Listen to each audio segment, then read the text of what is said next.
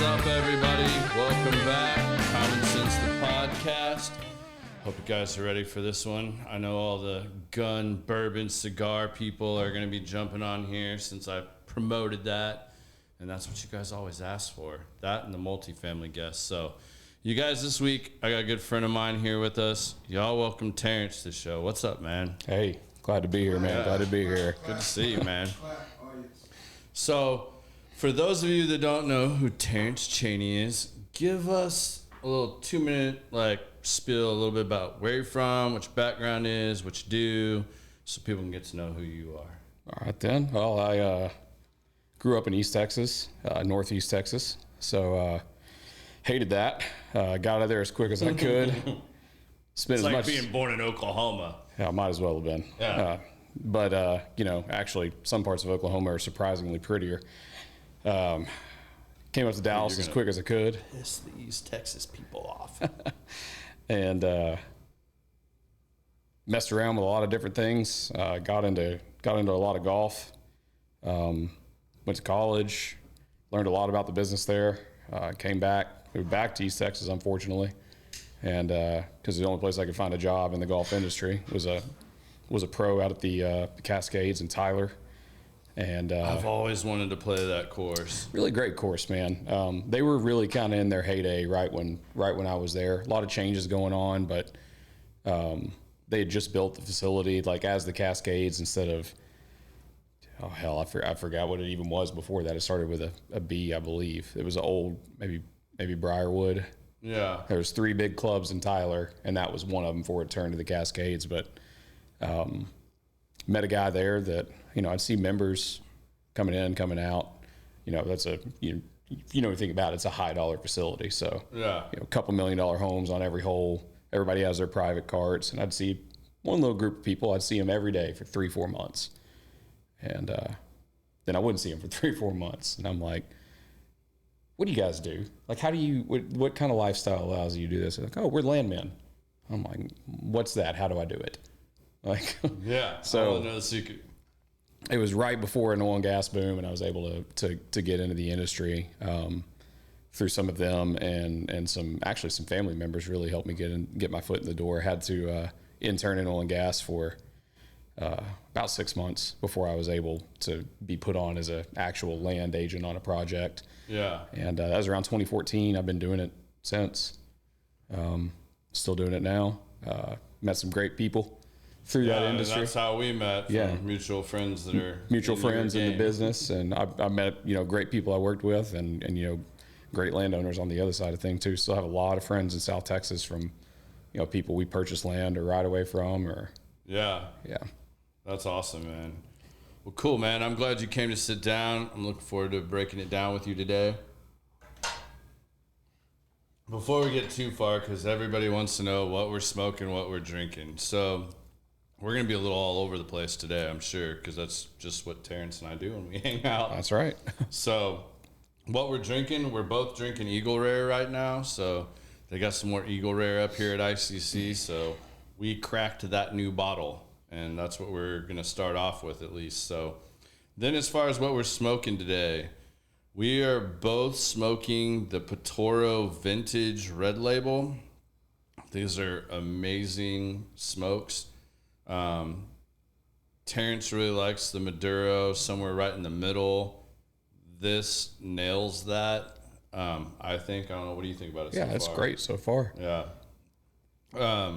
Then what we will get into a little bit later probably will be the Panda Domino. You guys have seen me smoke this a lot. They got, I don't know. They said the last one was the last box they were getting, and guess what? Another box magically appeared up here. So there's still about, I'd say, half a box left up there at the front right now, unless I decide to go buy some more before I leave tonight. But yeah, Panda Domino. You guys all heard Panda on here, and that's a phenomenal stick. I hope he puts out something real damn close to that when he gets his new line up and going, because that is an amazing stick that Panda put out with Luciano. So I know Panda's gone his separate way now and is doing his own thing, and look forward to seeing what he puts out there. But that's what we're smoking and drinking tonight. So what got you into cigars? Really, it was our mutual friend, Don. I'd always dabbled a little bit. You know, I've never really smoked anything else. You know, high school, college, every now and then rip a dart or something when you're drinking, but never really caught on. Like I'd never been fortunate, never had that. Like, just don't say it was Don's chocolate cigar. No. We know too much about that one. I don't even talk about that thing anymore. No, it wasn't actually.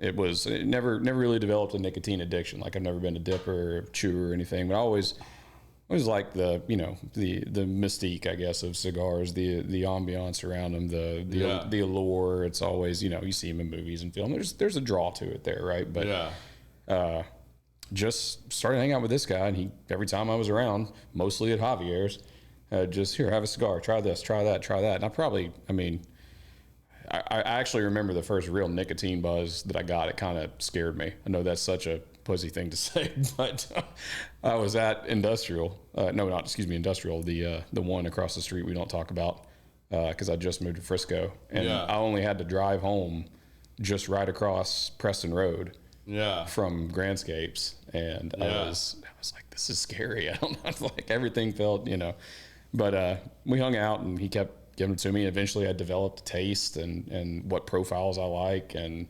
kind of found some just like this. This is really good. They're right in the slot for me. Right on. And eventually girlfriend bought me my own humidor. So I just kind of fell into it. It's like anything else that we do, right? And so you seem to find the same, guns, watches, cigars, whiskeys. There's a reason this podcast exists, right? It's because everybody typically always has kind of the same mind when they start collecting things like that, or at least people we know. Yeah, I would agree with that 100%. How did that help you, or does that come up at all for you in the oil and gas industry? Like when you're out there with these land guys, like is cigars a big part of it? Bourbon? What's usually like some openers or something like that like really help you guys? Because I mean, like if my understanding is correct, a lot of times like you're out there searching for, all right, we want to be in this area, and you've got to go find that landowner and meet with them and start trying to secure that land and get the rights to do what you guys do out there. So is that something that ever comes a part of that, or is that more down the road? It helps me a lot now because now I'm the person that everyone's buying the stuff for. So I get to pick whatever I want usually. But yeah, so after I got into cigars and everything, I wasn't on that side of the coin then. I had become the company man, the client, the in-house guy, whatever term you want to use. So people, that we have contractors for will take us out to get our business, right? Just like a rep would, Yeah. So there's a couple of places in let's call it, the Permian, it's not really known for high culture out there, but there's a couple of places. A little more than East Texas. Especially where I grew up. But that has to do with there's only a couple of places out there that you can throw some weight around with a name. Like, hey, we're going to go to this place tonight, or go to this place tonight, instead of going to, like Roadhouse and sitting at the bar. Yeah. Or Longhorn Steakhouse or something like that. Yeah. Sorry if they sponsor your show or anything, but. Oh, no, you're good. You can say whatever you want. You're good. Longhorn Steakhouse, no. But you did find the cork and pig down there. Yeah, actually, the first time I ever had it. Something like that. Yeah, pork and fork. Yeah, something like that. It's really good. It's like, I think it's one of the best restaurants in Midland, Odessa. I think there's two of them now. Did so well out there, and then I believe there's one in Louisville. One here. Not Louisville. Dallas, I think. Las Colinas. Las Colinas. Unless they open one in Dallas. I know there's one in the Metroplex now. Yes, there's at least one here. Yeah. But yeah, so 5 years ago, 6 years ago, when all those places were just coming around, like the few places that had cigars or nice whiskey selections, there's maybe two of them in all of Midland and Odessa. And if you told a client on this side or a landowner that you wanted to meet him there, yeah, it definitely helps things out. Yeah. You know, like, okay, they're serious, and you know it's them trying to get your business or them trying to get your land, but at least you respect them enough to take them to a nice place instead of some bullshit. One that's right there? I know we used to stay at a hotel in Midland all the time when I was down there doing business. It's like Wall Street or something like that. It's a steakhouse, like a New York steakhouse, like right across. Yeah. That's an awesome. It's right across from the and then there's a beer DoubleTree down there place like about 2 blocks down that you can walk to. Yeah, that's open later. It's like one of the few in downtown Midland that's open a little later. I know what you're talking about. Me and my friends used to do trivia there, I think. Yeah, there's institutions in Midland now that have made it through. I guess our last big boom was 2015-ish. And then, of course, we had our downturn. And then right on the tail end of the downturn, COVID. So the down to, it's cyclical, just like most other industries. It's 3-year cycle for oil and gas. Just about before every election is we see if it's going to boom or continue. But in this particular instance, it was a double whammy. Like COVID happened right after a downturn. Yeah. So it's cool to see a lot of those places that survived in a place like the Permian because they've been there forever. They're gonna be there forever. Yeah. So what got you to get it? That's what got you away from golf was going down the oil and gas. But I mean, I know you still play. Yeah. But like. Oh yeah. So hardcore. It's the money, of course. You're not gonna. You have to be part of a very exclusive club and be a very good teacher to make any money as a golf pro, or you just gotta really love the game. Right? Yeah. It's like being a chef. Like, if you really love the game or if you really love to cook, like, you don't want to stand on your feet for 14 hours a day and cook or give golf lessons, and you never get to enjoy it on your own after that, you right? And I, switching after 9 holes, lost to Archibald. Man. It still chaps my ass. Like, we need to get a rematch in soon because that was brutal. Well, hey. Like, we both fell apart at the same time. That was... I'm going to blame that on course knowledge because neither of us really got to play with Churton, did we? And he lived out there, so. Yeah, that was a brutal day. I smoked him on the final 3 holes, though. Yeah, we did get him back at the end, but yeah, that was a long day. We want to dive right into golf. That was something I was thinking about earlier, and thinking about like someone like Morikawa. Colin Morikawa. Mm-hmm. He hit. This is probably an incorrect stat, but something like 74% of fairways this year, which is absurd. I mean, people are like, well, I can hit 13 out of 18 fairways a day or 10 out of 14, right?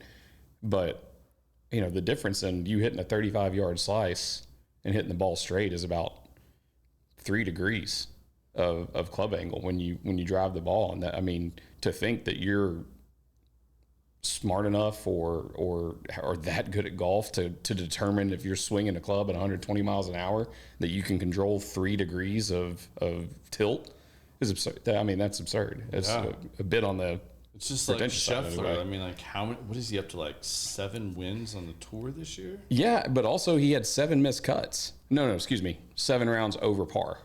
Yeah. I don't know how many missed cuts he had, but I saw that graphic earlier. 7 wins this year and 7 rounds over par. And then it was and what's the other one that finally won his first 2 majors? Xander, yeah, Xander Schauffele. Yeah.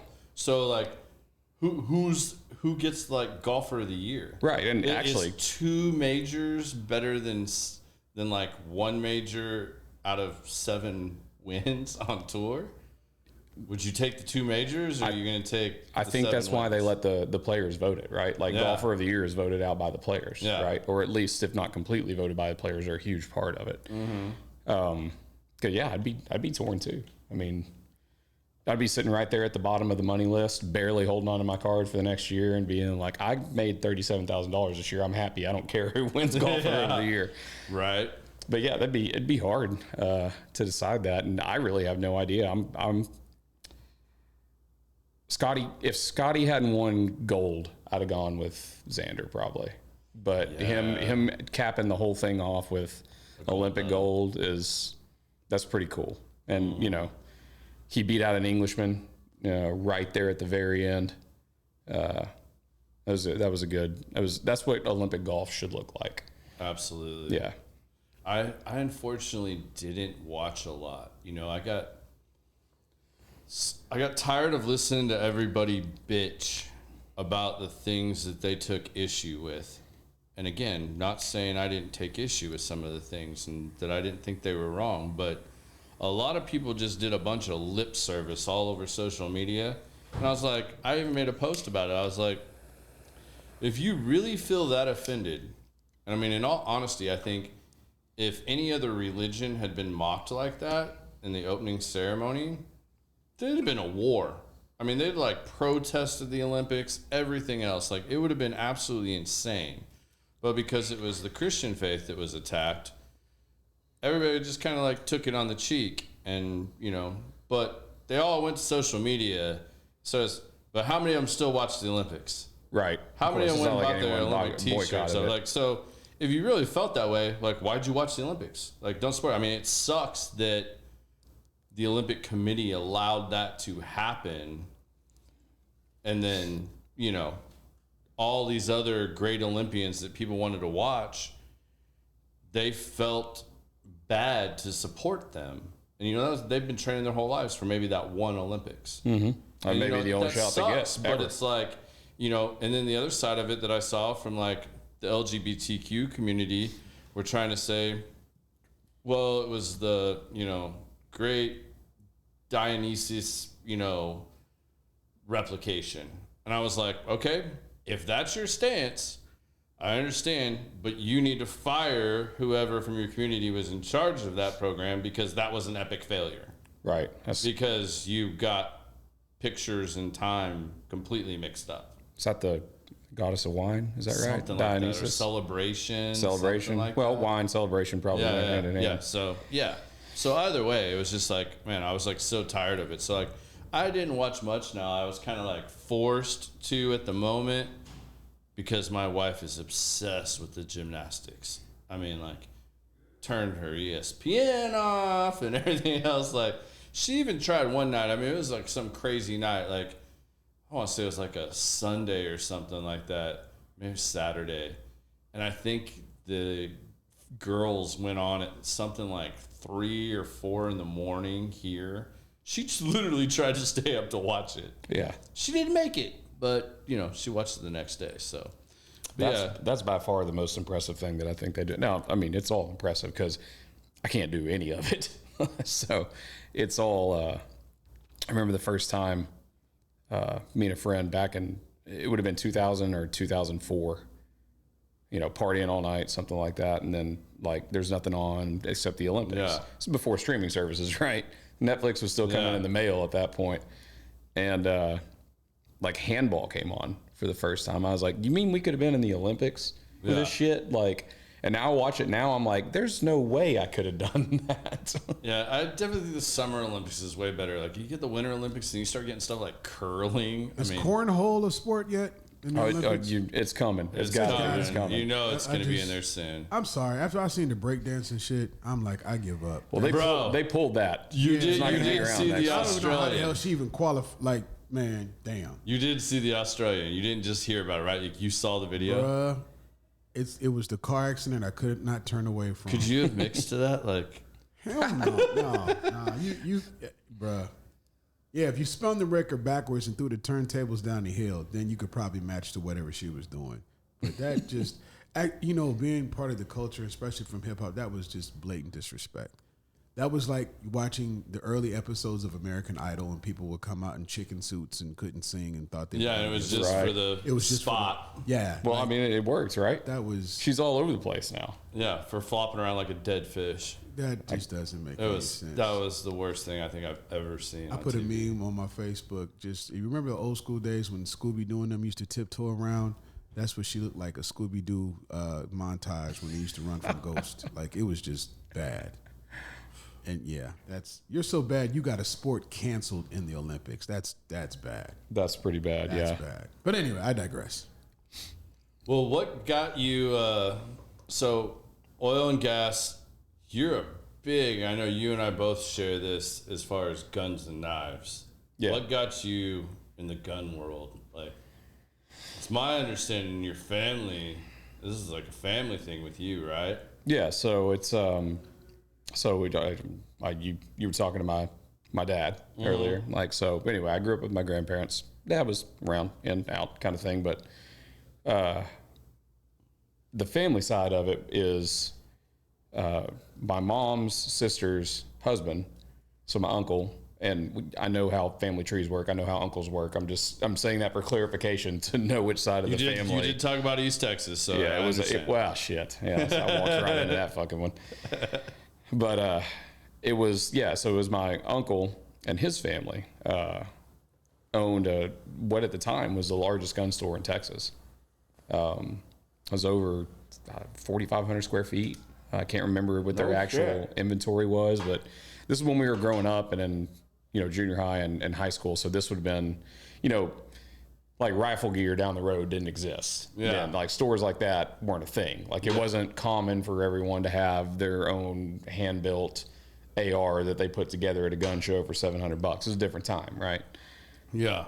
And I got to see some cool stuff going out there, and and then my dad, who was really good friends with my uncle. That's actually how my aunt and him met. Was my dad was with my mom and her sister, of course. They all were hanging out together.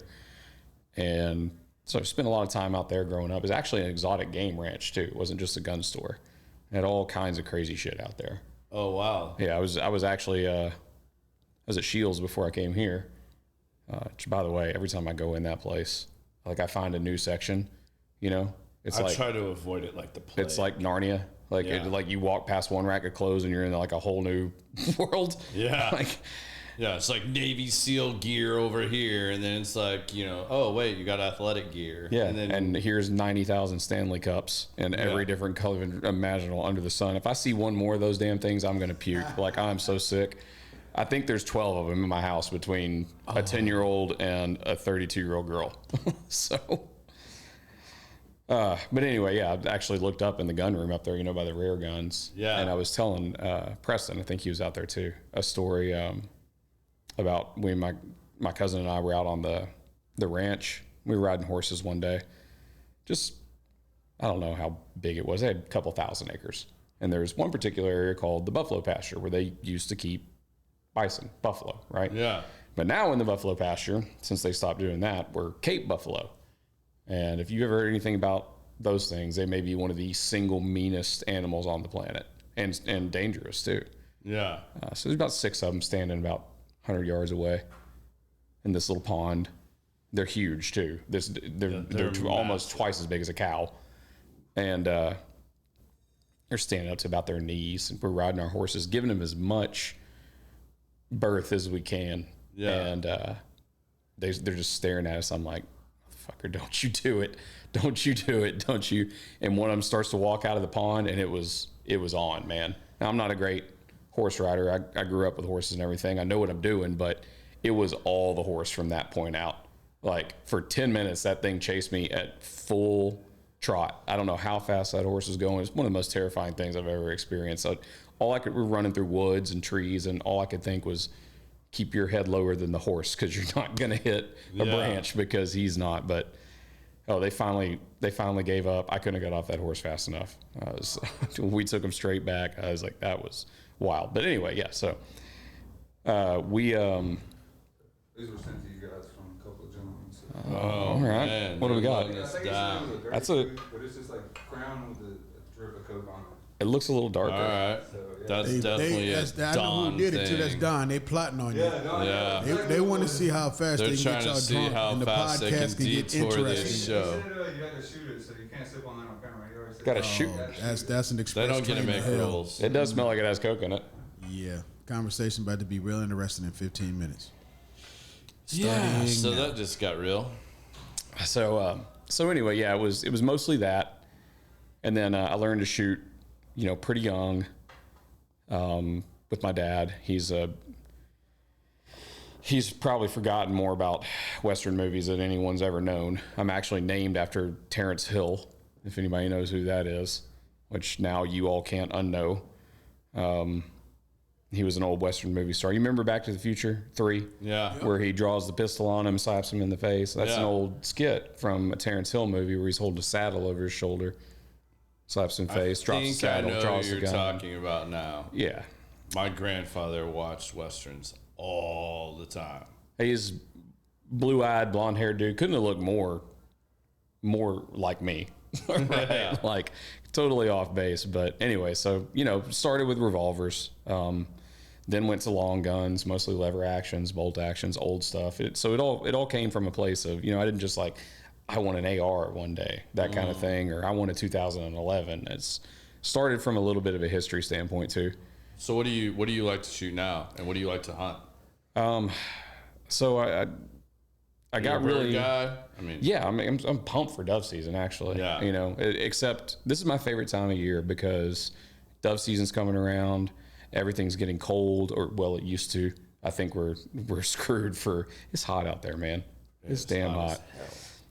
But yeah, I love to bird hunt because bird hunting is like, dove hunting in particular, not all bird, but you don't have to be like in a stand and quiet. Like you're just out there having fun with your friend. We've had barbecues going and limited out on dove hunts. Yeah, if you're in the right place at the right time, if you know what you're doing, you're set up. So I got real into dove hunting when I was young, and so primarily, I guess to answer the question would be, I excel more than anything with shotguns. Okay. I'm a phenomenal. Sound like a dickhead. I'm a good shotgun shooter, not phenomenal. I'm shooting at least 85 every time I shoot 100. On clays. Yeah, I'm getting you out on my clay shoot next time we go on one of these. Take Terrence and I'm bringing my ringer.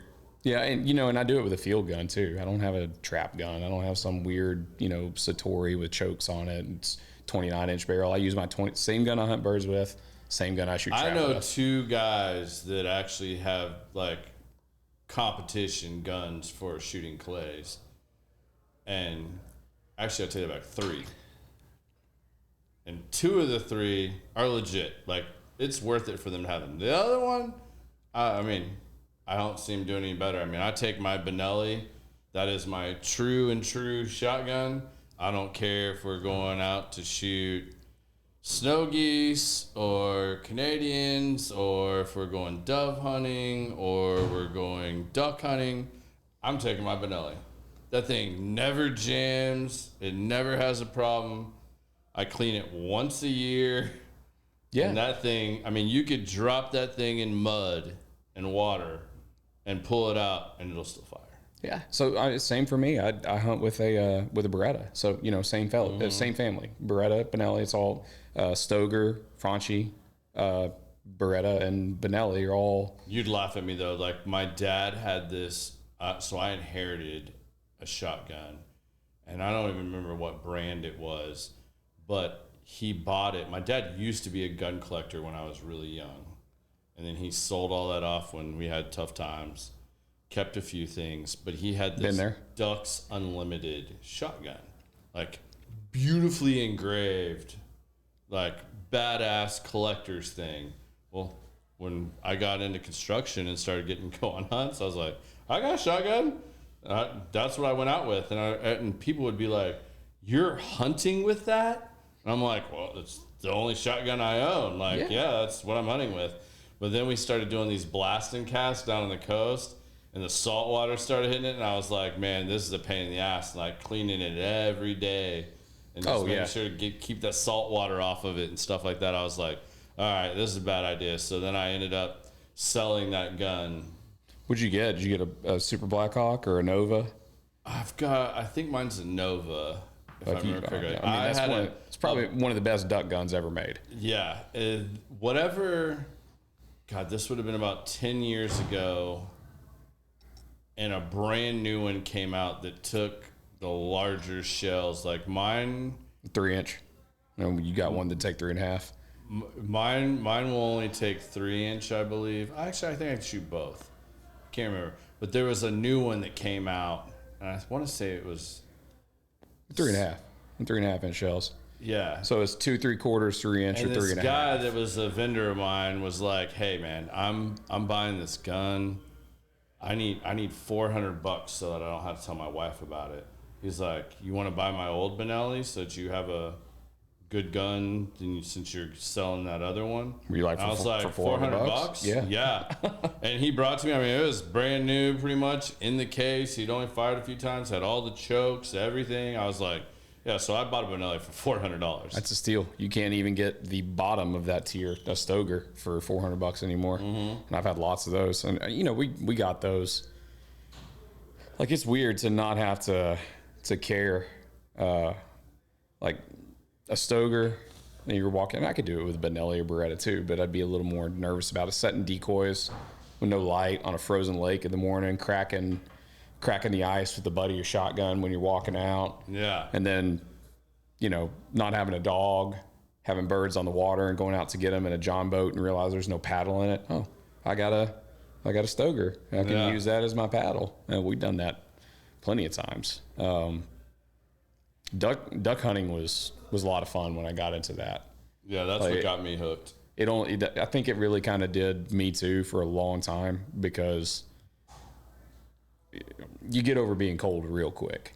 I mean, even if you got the best gear, if you're standing out chest deep in water in February or January, you know, in a lake that's remote, you're going to be cold for a little bit, but it goes away real fast, especially once the birds start flying. But I think that's the big thing too, that I hear a lot of people that don't like bird hunting, they don't spend the money and buy the right gear the first time. No, yeah, that's if you just buy the right gear and get the right stuff and make sure you have your layers, buy it once. Yeah, buy once, cry once. If you don't, you're going to be buying it 2-3 times to figure it out. So like, get somebody that really knows what they're doing if you're going to go down that road and you haven't done it, and buy the right gear. If you have the right gear, you're not going to be as cold as the people that don't, or wet. As long as you can stay dry, you're good. Yeah. Like you can tolerate anything else. For the most part. But definitely. You get the wrong gear and you get cold and wet, you are screwed. Yeah. And you're gonna hate it. So for anybody wanting advice or anything, buy once, cry once, right? It's go and don't go buy whatever. Don't go to Academy. And whatever buy, Walmart's variant of waders are right now. Yeah. I mean, game winners are not bad. They'll get you through in a pinch. But if you're going to be somewhere where it's really, really cold, you know, for example, okay, last year we did we went hunting in Terlingua, which is, if you've ever been there, beautiful, but also desolate. Yeah. I mean, we rode 45 minutes in, 45 minutes out on a mule just to get to where we were hunting, and rode around all day long. In the morning, it was 27 degrees. In the afternoon, it was 78 degrees. That's that high desert stuff, right? Yeah. Like, so we were out there, and this was the first year. I've always had pretty good gear, but I bought all Sitka stuff for this hunt, right? So I'm like, okay, what's the best in temperature regulation generally across the board? I'm sure there's some Sitka haters out there, if anyone's even listening to me. It's worth it. And I mean, buy their stuff on sale. You don't have to buy their brand new stuff. Get their stuff on sale, but it's to be able to layer properly and deal with being that cold in the morning, to just putting your top layer and wearing your other layer that works just as good in the heat as it does in the cold during the day, because it's an all day thing out there. You don't have the option to return to the hunting camp. You know, once you're out there all day, or until you kill what you want to kill. And we were looking for elk, and hopefully I'm right about this, or the game wardens are going to be after me. I'm pretty sure I am. Elk is an invasive species, not invasive, non-native species in Texas. So there are no tags. There is no lottery. There is, if you see an elk, you can kill that elk. And I guess ultimately as many as you'd like to kill. But who would ever need more than one? It's 600 pounds of meat. That's insane. I have not done an elk hunt yet. I definitely want to do that. I've heard that is a ton of fun. Come to Terlingua. A lot of work. Come to Terlingua. It's I mean, So you've been whitetail hunting. Yeah. Okay, so you've been mule deer hunting. Yes. Okay, so you know how much bigger a mule deer is as a whitetail because you don't really understand that until the first time you kill one. It's not that much bigger, but it's more work when you dress it. Yeah. So like 3 mule deer and 3 whitetail put together equal an elk, right? Yeah. So it's that's where I lack in the hunting department because I've been spoiled because I get to go on all these client paid trips or we're paying to entertain a client. I have only dressed 2 deer in my entire life. I'm not far behind you. I've only done it a couple of times too. And I've always, thank God though, I've always had like really good people with me that can like help me, show me, and or it's a paid hunt, so the guides are dressing everything. So that's always been really nice. Yeah, it is. I mean, because it's a lot of work, and you watch somebody that hasn't done it a lot of times versus somebody that's done it, and they're like in there with their surgeon knives and just.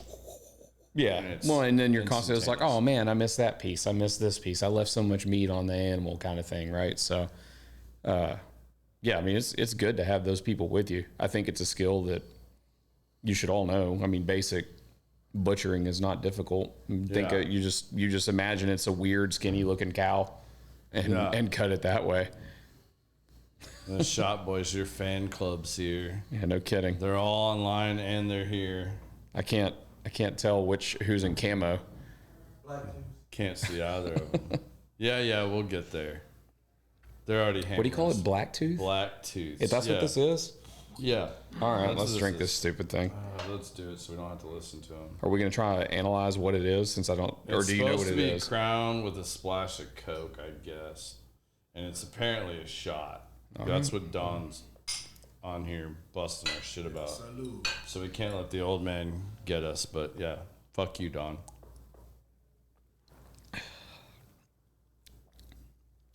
There's something else in there. Yeah, that's not just Coke and Crown.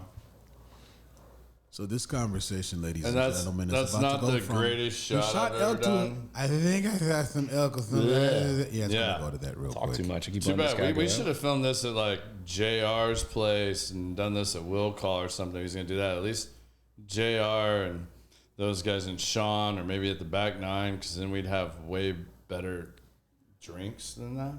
Cool. Yeah. Don, you're an asshole. Yeah, I don't care if that's dime bag shot or not. I can't. Yeah, no. Is that what he's saying? Is dime bag shot? Yeah, he's saying it's dime bag shot. I think it's probably because I'm wearing my Dallas Stars Pantera shirt. Yeah. I mean, it's not Pantera, but I'm pretty sure that's the intention. So. That's one thing I loved learning about you is you're one of the few people I've met in Texas that I can legit talk hockey shop with. Like, we're both Dallas Stars fans. I was originally a Hartford Whalers fan. They don't exist anymore. So, when I moved to Texas, inherited the Stars. But it's so funny that, like, when we're in the playoffs and stuff, everybody here is a Dallas Stars fan. Right.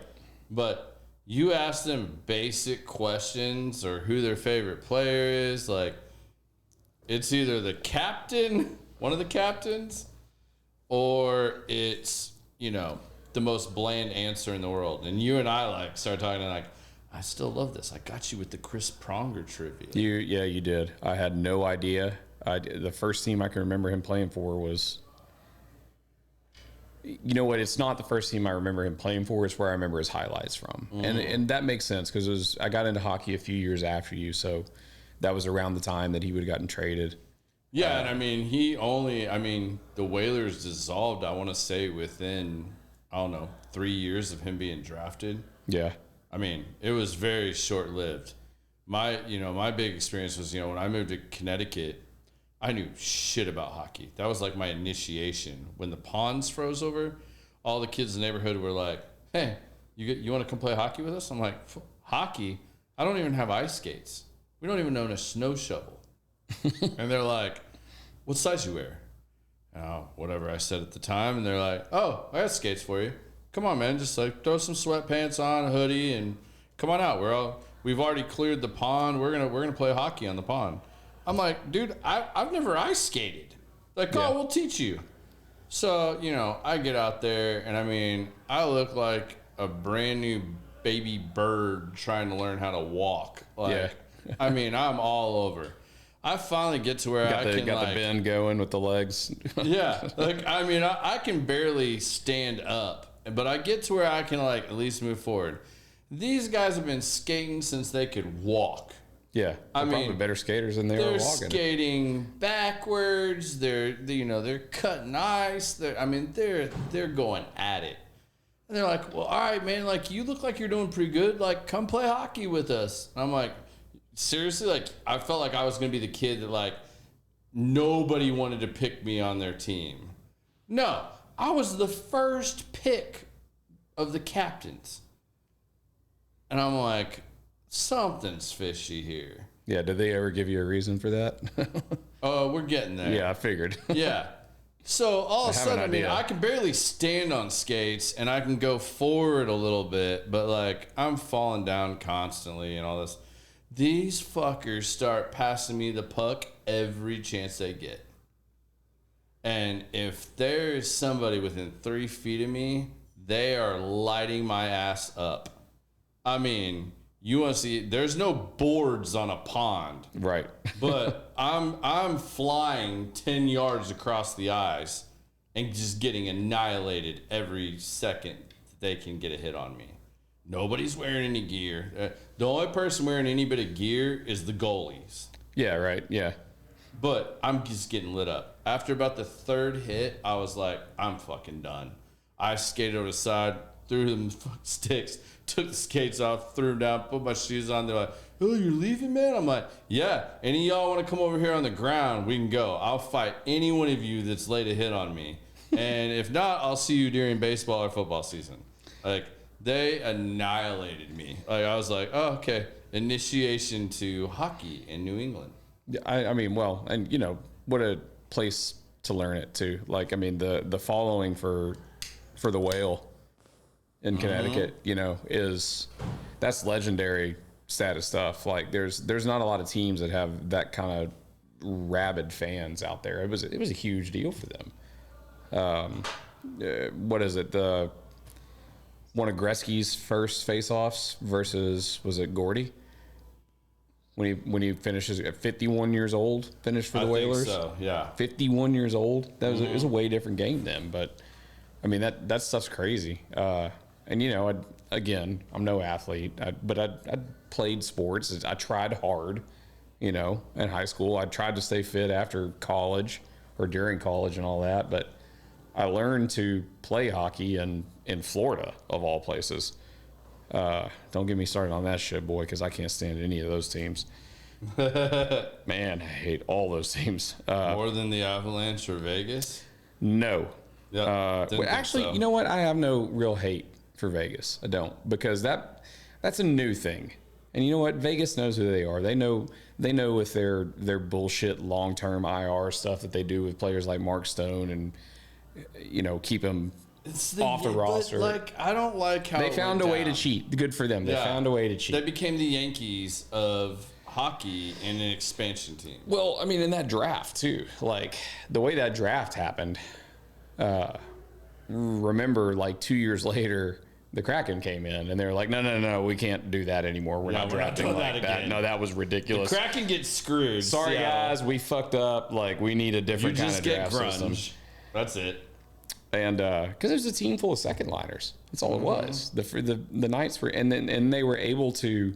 It was a team full of young second liners mostly too. Yeah, they robbed every team of like their draft picks. That basically you couldn't just say like, oh, I'm gonna protect this guy. Like he's like, I gotta leave him in the farm system. Like, I can't do it. And they came in and just like, and it was guys that the house developed. Yeah. Like, and so now, you know, you're like, you know, okay, here's the trade value on this guy. Who's a good example? Marshall, maybe? Marshall. Yeah, maybe he's a good example. Like, his trade value skyrocketed because he developed as a player, but he was a second line dude on a failing team. And someone was like, oh, yeah, extra scouting. We don't have to look at him in hockey or whatever, AHL, OCHL, or OHL, whatever. It was like, we've seen him play NHL games. Yeah. And he's still developing. Like, let's grab him and trade him in 2 years and get a great return for him and build a team with a good mix of veteran and young players. And that's why Vegas is who they are. Now, they have an incredible fan base. There's obviously a ton of money that's pumped into that system. Look at the stadium, look at the town. Like, I've seen it, but I haven't actually gone to watch a hockey game. They need to play a game in the Sphere. Yes. Like that thing looks ridiculous from the outside, by the way. I don't know if you've seen it in person yet, but I flew in and saw it outside. I have not been inside yet. My wife has vestibular damage. Sarah, she can't. So, like, we wanted to see, I think last time we were in Vegas, like, U2 had just ended theirs. So they were on, like, the break before they brought in. The next was, like, Wu-Tang. And I was like, oh, I want to see this so bad. I mean, and then, like, but it was on a break. So it was just, like, all the, like, light and visual stuff. And I was like, yeah, she'll be sick in 5 minutes in here. Like, we can't do this. Like, this is not going to work. But yeah, I definitely, that's one of the, and I want to see, I want to go to a basketball game and a hockey game in Madison Square Garden. That's one of the few things I didn't do when I lived up north. I'd really like to do that. Did I move that too far, Biz? I just hit it. We still good? Good? We're good? All right. You're like me. You're loud enough. It's not going to matter. These mics are badass that Biz has. So, but yeah, I got lucky, man. So, like, after that hockey experience, the guy that I became friends with, my best friend at the time, one of my two or three really good friends up there in Connecticut was that one's dead. Use that one. Oh, we got another one. Yeah, we got another one out there. One of my good friends, he played junior Olympic hockey. So, and he was a sponsored downhill mountain bike racer for GT at the time. So, I got to go all over New England with my best friend and his dad, and I got to watch junior Olympic hockey. That's how I learned hockey. Not playing, like I never played. I'm horrible on skates. Like it's something I would love to be better at, but like I wasn't going to try to do that up there. Like I was way behind the curve. It was like playing football in New England and moving to Texas and then seeing football here. Like in Connecticut, you're lucky if like your girlfriend and your parents showed up to the football game. And it literally looks like the high school stadium, if you even want to call it that, looks like a middle school practice field here in Texas. Yeah. And then you move to Texas and you like, it's Friday Night Lights and you're like, holy shit. Well, I mean, you live in the heart of it now. This is like college. Allen, Braswell. Yeah, like I mean, like that. That wasn't here in '96 when I moved here, but no, even then, the Colony Stadium was equivalent to some smaller colleges in New England. Yeah, well, Weatherford. Yeah, you go out west towards the Outback and everything. That the first time I drove by that was when Allen and all these big stadiums. Yeah. What's the one that Grapevine? Prosper too. Like holy. Shit. It's everywhere now. Yeah. It's everywhere. It's everywhere. But yeah, I mean, it's amazing the amount of money they pump into that stuff. But I grew up watching junior Olympic hockey, which then translated to me watching college hockey.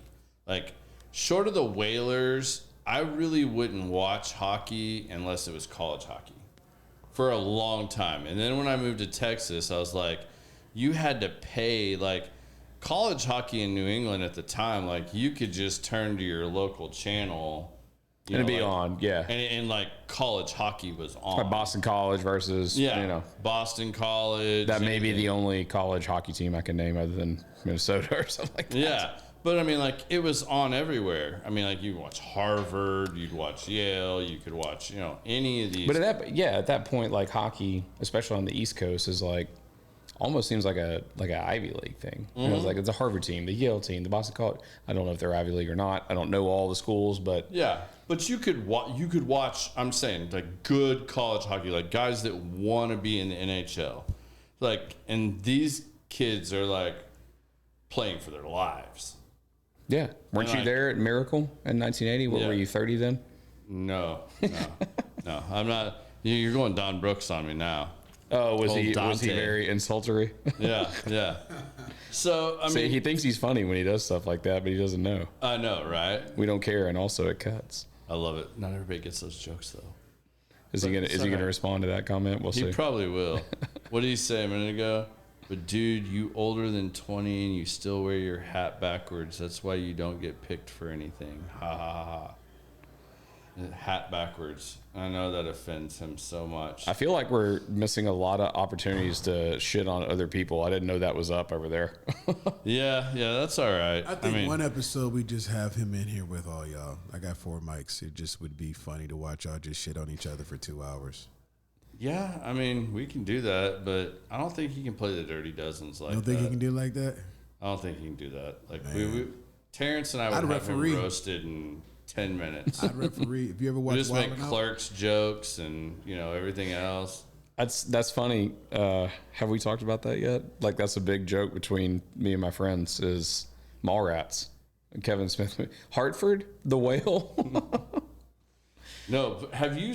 I mean, people are going to get lost on this, but have you seen, like, Don and I started going down this road because Don. Some of you that watched Don Brooks episode, you know who I'm talking about. That's who we are referencing. If you saw the Don Brooks episode, nobody watched that shit. He did not come dressed in full gear today because his badge actually says retired, I'm pretty sure. But, or maybe retarded. I don't know if it says retired or retarded. I'm not sure. Damn. But, yeah. Okay, Zing, go ahead. Let me what you got. But him and I were in downtown Deep Ellum area with bands doing stuff when I was 18 to 23. I mean, Don was probably 30 to 40. I don't know, somewhere in there. I think he's one of those. Well, I think he's 90 both ways. Yeah, I think he's 90 now. Yeah. Coke was like 5 cents a The Godfather bottle. does keep a pistol on him. Look, I know I know this about him. I don't know how old he actually is, but he's old enough to where he's one of those guys that puts peanuts in their Coke. I've seen him do it like 6 times. So that's only other person. Were you part? Yeah, were you hell yeah! I'll tell you why if you want to know. Wait, were you at the dinner where somebody did Mountain Dew and whiskey or whatever? And then no, that was Preston sitting out there. Preston, yeah, it was Preston. This can be an educational podcast too. Yeah. Mountain Dew was originally created to go with whiskey. Look it up. Yeah, like look at the original logo. Like, you got to go really far back when Mountain Dew was first created. Yeah. There's some kind of like whiskey reference. Which, by the way, Mountain Dew is far older than I thought it was. Yeah, me too. Like, I was like, fuck, the old guys are teaching us something yet again. But yeah, Don about lost his shit because you should have been there when I Mountain Dew. Yeah. But no, when Don and I were like, man, we were in so many places at the same time and never knew each other. Well, we even lived in the same neighborhood and didn't know each other. But then when I moved to my new neighborhood, I meet Archibeki at the wine crawl. Yeah, because you lived in Savannah. Yeah. Right? Okay. And then I get invited to Don's Friendsgiving, and I walk in and like a whole bunch of my old like band buddies are there, like from the time I did all that stuff. And it was like really wild, but like Don started pulling up pictures, dude. You got to get him to show you this. You can find it on his Facebook. It's really hard to find because you have to go through like a gazillion Facebook photos because he actually does know how to upload to Facebook, believe it or not. Unlike most senior citizens, he like is on Facebook all the time. So I think that's where the technology like stopped. Yeah. Facebook's pretty old technology. He probably still remembers his MySpace password. Yeah, I bet he had a Vine. He probably did. But anyways, man, he's got this picture, and it's Don, dude, with like the butt cut and like long hair, and he's got down, and he's like wearing like a black trench coat. He looks just like Dante on Clerks. Exactly like Dante on Clerks. Yes, I know. And I started calling him Dante, and he's like, "Fuck you, shut up, I don't want to hear it." But for that scene at that time, he looked exactly how he was supposed to look because he could have stepped in and looked exactly like a bass guitarist for any one of those bands that were playing down there in Deep Ellum, right? Mm-hmm. Like he'd have looked just like him. Yeah, he could have played bass for sure. I mean, I don't know if Pimpadelic would have let him play bass for him, but I mean, he could have fit in somewhere in the crowd. I just figured that was probably like his paramount, what he could achieve, maybe bass. You could do like karaoke at like Vampire. We could give him Lounge a tambourine, maybe. cowbell. All right, man. Let's dive into something else. Like we can't started just with rip on guns, and Don now all we've night. gone to deep I mean, element as Don much fun hate. as that would be, I don't think our audience would love us just ripping on Don because half of these people don't know Don. Dude, tell me about where. I mean, like I get the family history with the gun shop, the hunting ranch, and all that. You've shared with me a couple of times when we've been sitting around bullshitting, drinking, and whatnot. Where did your fascination with knives come in? Because you've gone completely deep in the knife world. Yeah. And it's like I was telling Don about the Damas blade I got from Dom Rosso, and I was like, this is the coolest fucking knife I've ever bought. Like, I love carrying it. Like, my Benchmade basically stays as like in my gear, my go bag now. But like the Dom Rosso blade, I carry everywhere with me now. And he was like, oh, you and Terence need to talk. He's like, Terence is a total knife dude.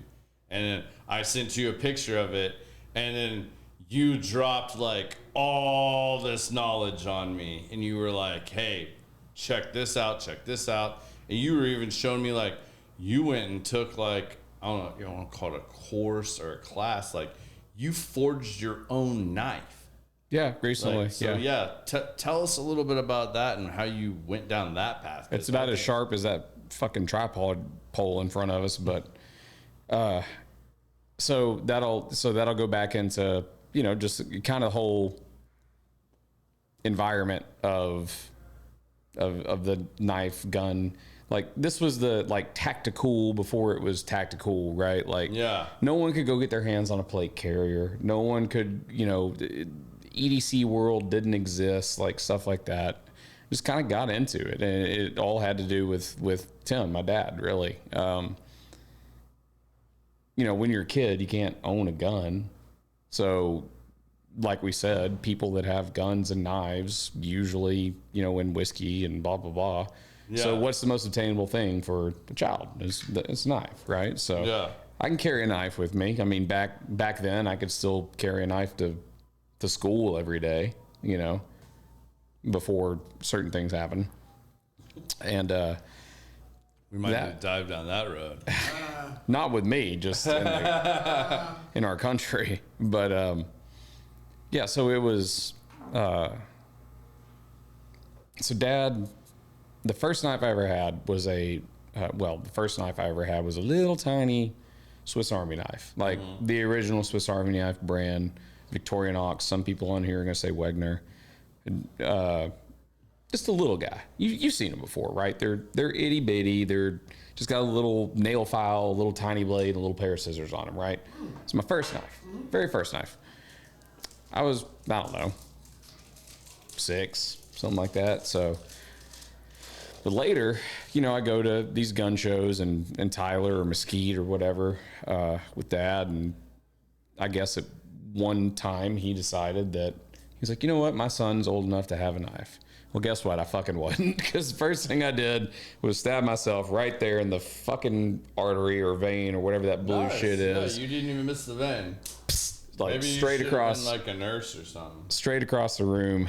And like when the kid got their Red Ryder BB gun, you shoot your eye out. Yeah, you'll stab your vein out. I did. Yep. So anyway, I don't know. I was just kind of always into it, and then I got into, you know, camping and being outdoors, and we had this beautiful property where I grew up. It was all hilly. We had about 500 acres.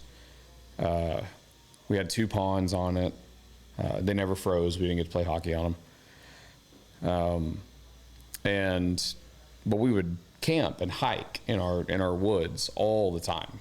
And it does. I mean, that's a lot of acreage to camp and hike in. Of course, eventually you learn it by like the back of your hand. But if you walked far enough through our woods, this extremely secluded, extremely not well known about like 10-acre lake just appears out of nowhere.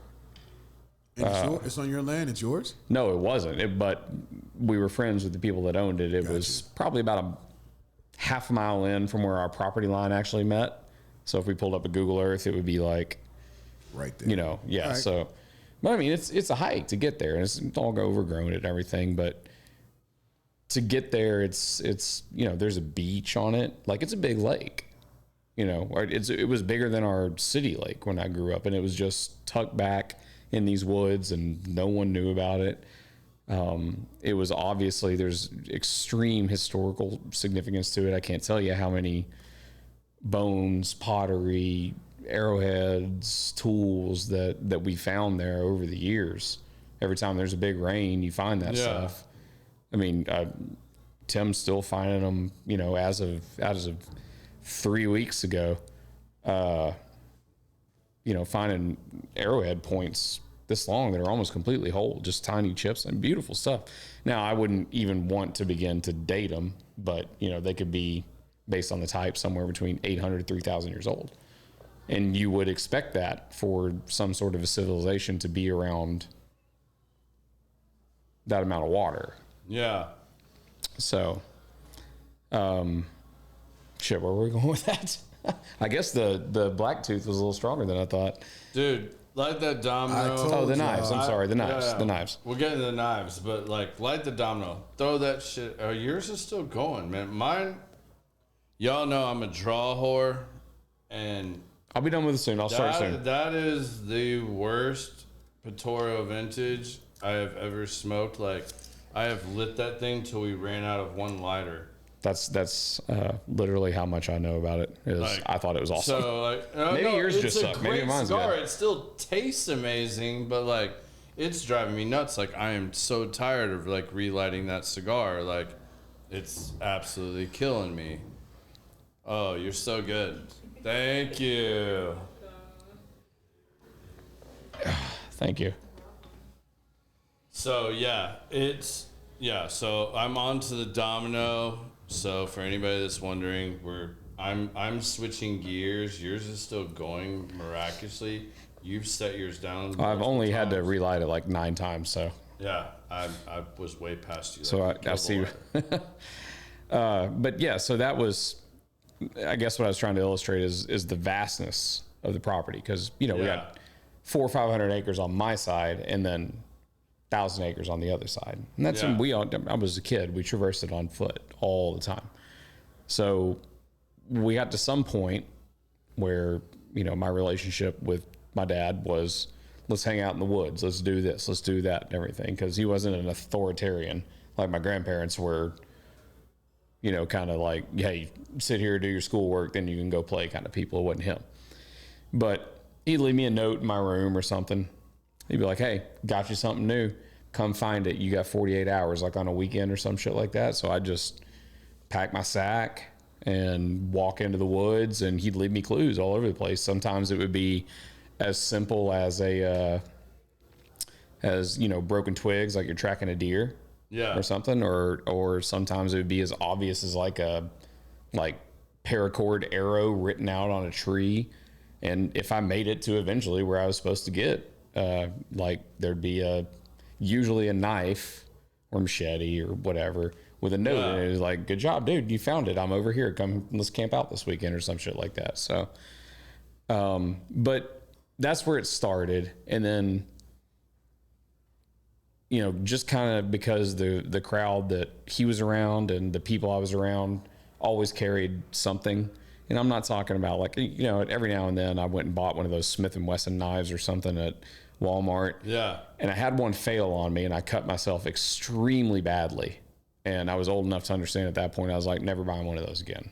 I hate Gerber. He's not exaggerating. So there was about 4 of us sitting here pre-show, and I just got my Benchmade back because my clip fell off of it, and I was super leery about sending it back for a Benchmade warranties it for life. They'll sharpen it for life for free. I just wanted my same knife back, but my clip fell off. It has 3 screws in it, and somehow miraculously all 3 screws came out. Knife ended up in my pocket, but the clip gone. Need some Loctite. Yeah. The red but stuff, I didn't not the have blue the stuff. clip or the 3 screws. Like, it all came out at once. So I finally sent it back, and I was telling them this about it. So I went out and got it out of my truck, brought it back in, and was showing them. And then I showed them my Dom knife. And between 2 guys, your dad and Don Brooks, I don't know, 5 knives came out of nowhere. I mean, I'm just saying, I think 5. Even this really cute one you did your dad, where you like tied this like cute little bracelet like this that my wife makes fun of me for. Oh, you know, where you, like, yeah, your fucking little, like, snake knot lanyard. Yeah. I hate that shit. My brain doesn't understand how, like, spatial thinking, how to. I hate that stuff. Yeah. So yeah, like you're not exaggerating. Like, I know how much knives have been around you, because literally I think your dad pulled out 2, Don pulled out at least 3, and I was like, the fuck? And I know Don has a gun on him. I mean, he'd never not have a gun on him. So he's got 3 knives and a gun. I'm like, all right, John Wick, let's roll. I have 4 on me right now, but it was mainly because I thought we were going to talk about this, and I wanted to maybe have something to showcase if you asked, but also Perfect, let's rock. would love to give one of my boys a shameless plug too. Yeah, please do. So anyway, let's start with it this way. So usually I carry some kind of a utility knife on my right side, just because I've been doing it since I was 12, right? It's just, my pocket feels weird if I don't have a knife in it. And let me back up a little bit. And at a certain point, because these things can be ridiculously priced. And again, there's, you know, like I said, I'm not going to buy a $19 knife at Academy or Walmart that may fail on me when I need it and stab myself in the arm again. Gerber. Yeah. I have one Gerber. It stays in my truck. And the only reason it's in my truck, before I watched Jason Redmond loves to do just the tip. And he gives the tip of the day. But this Gerber knife has a glass break on the back end of it. It's the only reason it's in my truck. Not that if you were in a really bad wreck, you would probably be able to find that knife in the center console. But it's there, so it's like my backup to my backup. But that's the only reason I still keep that knife. I carry a little, a company called Glow Rhino.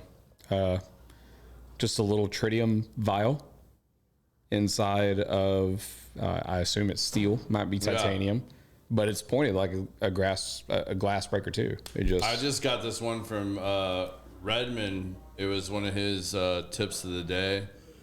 I got one for my wife and me. The only problem is it didn't have the visor clip, so I gotta like call SIG and figure out getting the visor clip. But it's literally when you can put on your visor so that, you know, your visor is probably gonna stay there. Yeah, it's probably not going anywhere. So it's got the seatbelt rip. Yeah. And then it's got the glass break with the punch on it. And I mean, it's literally about that big and about that wide, but you literally like clip it on the edge of your visor. See, that's you have it. There's a place for that tool. I don't need you to put it on my fucking knife. Like I don't need to carry it all day. Right. Like day. I don't need that. And you know, actually bracelets like that, there's a company that makes things with little carbide. Mm-hmm. You just, you know, like you shoot the little paper wads at people. Remember that rubber bands? You just, it'll shatter glass. But oh shit. Nice save. Anyway, so there's something between that. This is a piece of crap. It will probably cut open mail and packages, but if I ever use it for hard use, and you should be prying shit with knife, unless it's designed for that anyway. But beyond that, like you don't have to spend $19 or $300. Like there's a medium in there somewhere where, you know, it's not like extremes one way or another. But so Benchmade in particular, do you know what the butterfly tax is? Yeah. Right. So like for those of you that don't know, here's a Benchmade. Benchmade's thing has always been, I don't know if they can see that, probably not, but they might be able to. There's a butterfly on it. So when Benchmade started getting extremely popular, 'cause they've been around since the late 80s, but when they became, you know, somebody that now it's the most cloned knife in the world. Biz, you got a Benchmade over there? Oh, that was a lighter. I sounded like a knife click. They started doing their own mat pricing, and which means it's kind of like Oakley. Like, unless it's on sale or something, you can't sell their product for less than they tell you what they can sell it. Yeah. And it's gone up and up and up and up. Like, you want to sell Benchmade knives, you will sell this knife for $320, no less, or we're not going to be your vendor anymore. And there are like, so this one in particular, we'll use this as an example because it's a great example. Yeah. I didn't think that this was a great knife until I held one at a gun show, Wanamaker in Tulsa, actually, that massive 11-acre thing. Yeah. I saw one at Shields. It was $530. I was like, are you kidding me for a Benchmade? Mm-hmm. And I saw one at about $445 at that show. And I was like, I got to see one of these. I got to see what the deal is. And you can see, I mean, Yeah, just for example, this is it's my razor thin. This is my Benchmade. Same thing. Butterfly. Yeah, that's an Osborne. They redid the clip. They also laser engraved for me. That's a reverse Tonto 941 Osborne. I was just about to ask you if it had blue backspacers, and yeah, I've owned this knife before. It's the only thing that pisses me off. So I sent it back to them. These screws were blue. Before? Yeah. Oh, weird. They were blue, if I recall correctly. And I may be wrong, but I've never seen one like that. I'm but pretty sure because like they got the blue backspacers there. I had that exact knife. And This was a gift to me. This was like shout out Bill Armfield. Not that you're watching this, but this was a Christmas present that he got me one year, and I mean I carried this forever. It's one of my favorites that they've ever done. And it'll segue nicely into what I'm going to say about Benchmade. But look at the thickness is almost the same, but look at your blade real estate. Yeah. Comparatively, right? And that's just technology. That's just everybody getting better at making knives. It's the same lock system. Mine looks different, but they're still both Benchmade Axis locks. And I was hesitant. Do you like that style? Love push? it. One of the best locks. I mean, I still like that's one of my favorite things about this knife. Yeah, it's one of the best locks that was ever created. The only other is, I don't think I have a frame lock. I didn't bring my bag in, or I do, but Benchmade in particular, since they're probably the biggest name in knives besides Spyderco, when you're talking about premium or mid-premium knives, not the stuff you buy at Academy. They do offer that service. I mean, and many times I've had a Benchmade fail through hard use. Yeah. And I've been able to send it back to them, and sometimes they've even replaced the knife. Yeah. And I think it costs $5. Yeah, you buy pay Benchmade $5.95. shipping back. Yeah, that's it. And they put their factory edge back on it as much as they can. Yeah. Like, I don't know if you're a good knife sharpener or not, but that shit is not easy. No, it sucks.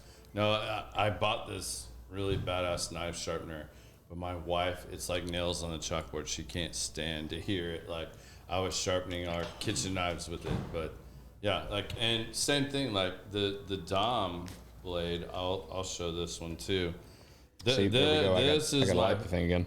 You want me to just skip it and move to the Panda? I would. Okay. I mean, if it was me. I feel left out, man. I should have brought my only fancy knife I got. If you heard of a company called Cabot, they make the really fancy 1911s. Yeah. I have a Cabot knife, like it's like made out of some metal from space or something. That's cool. It's cool. I mean, I've been trying to get I'd go to Half Face Blades. Yeah, he does amazing custom work, but man, they have a drop every now. He's in San Diego, I believe, but they make amazing custom hand knives, and they make all kinds of knives, but they're all handmade.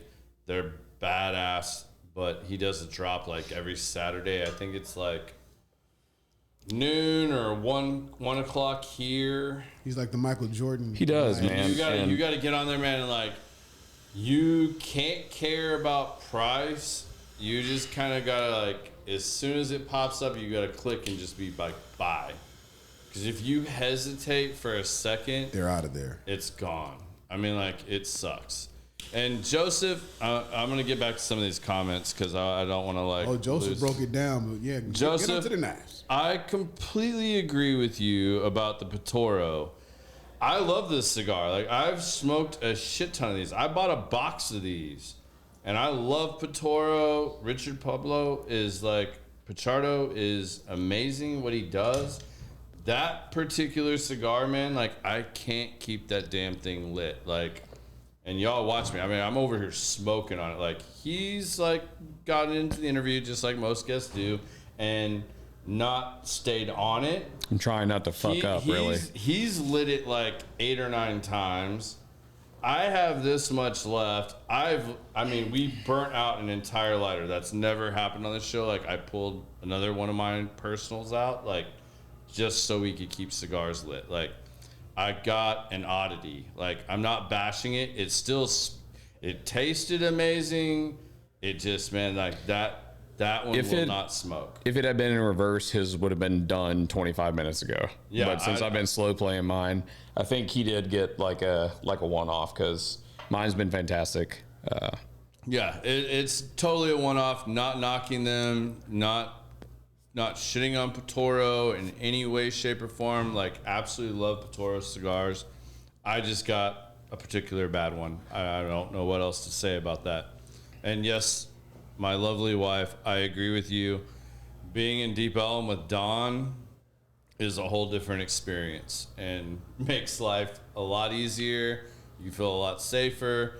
And yes, that badge provides him extra things.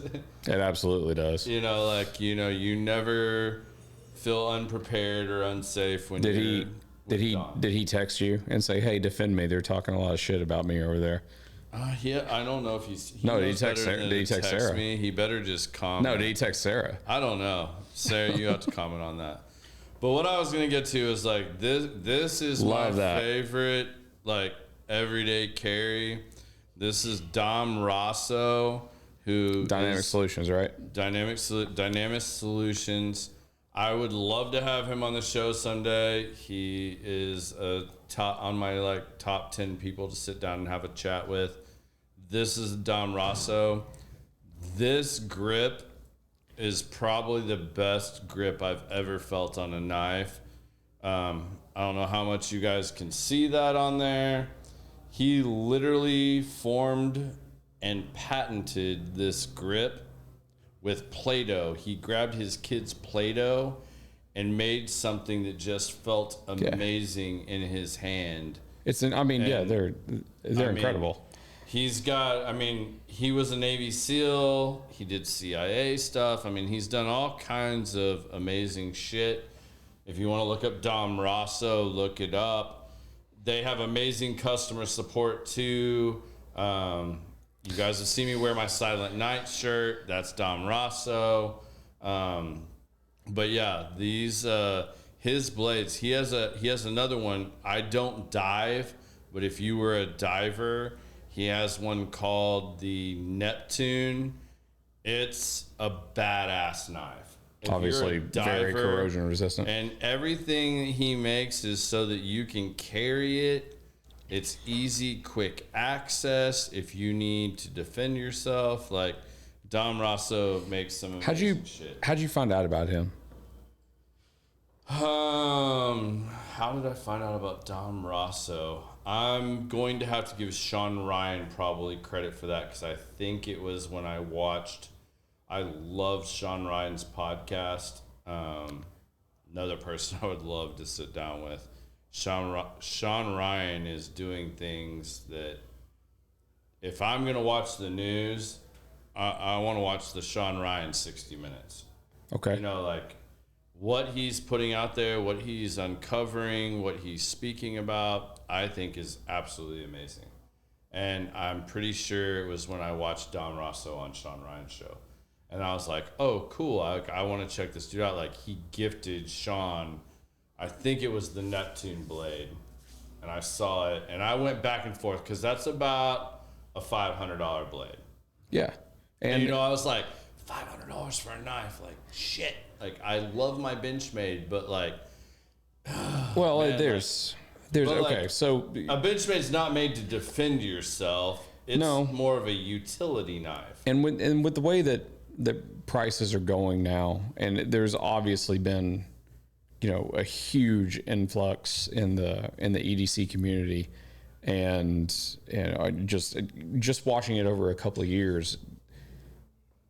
Benchmade in particular, and believe me, I'm no Benchmade fanboy. I'm just saying they're always going to be on the cutting edge, pun intended, of innovation and materials, and just because they're huge, they're one of the biggest in the world. But now where prices are getting to meet, and now I'm talking specifically about folders.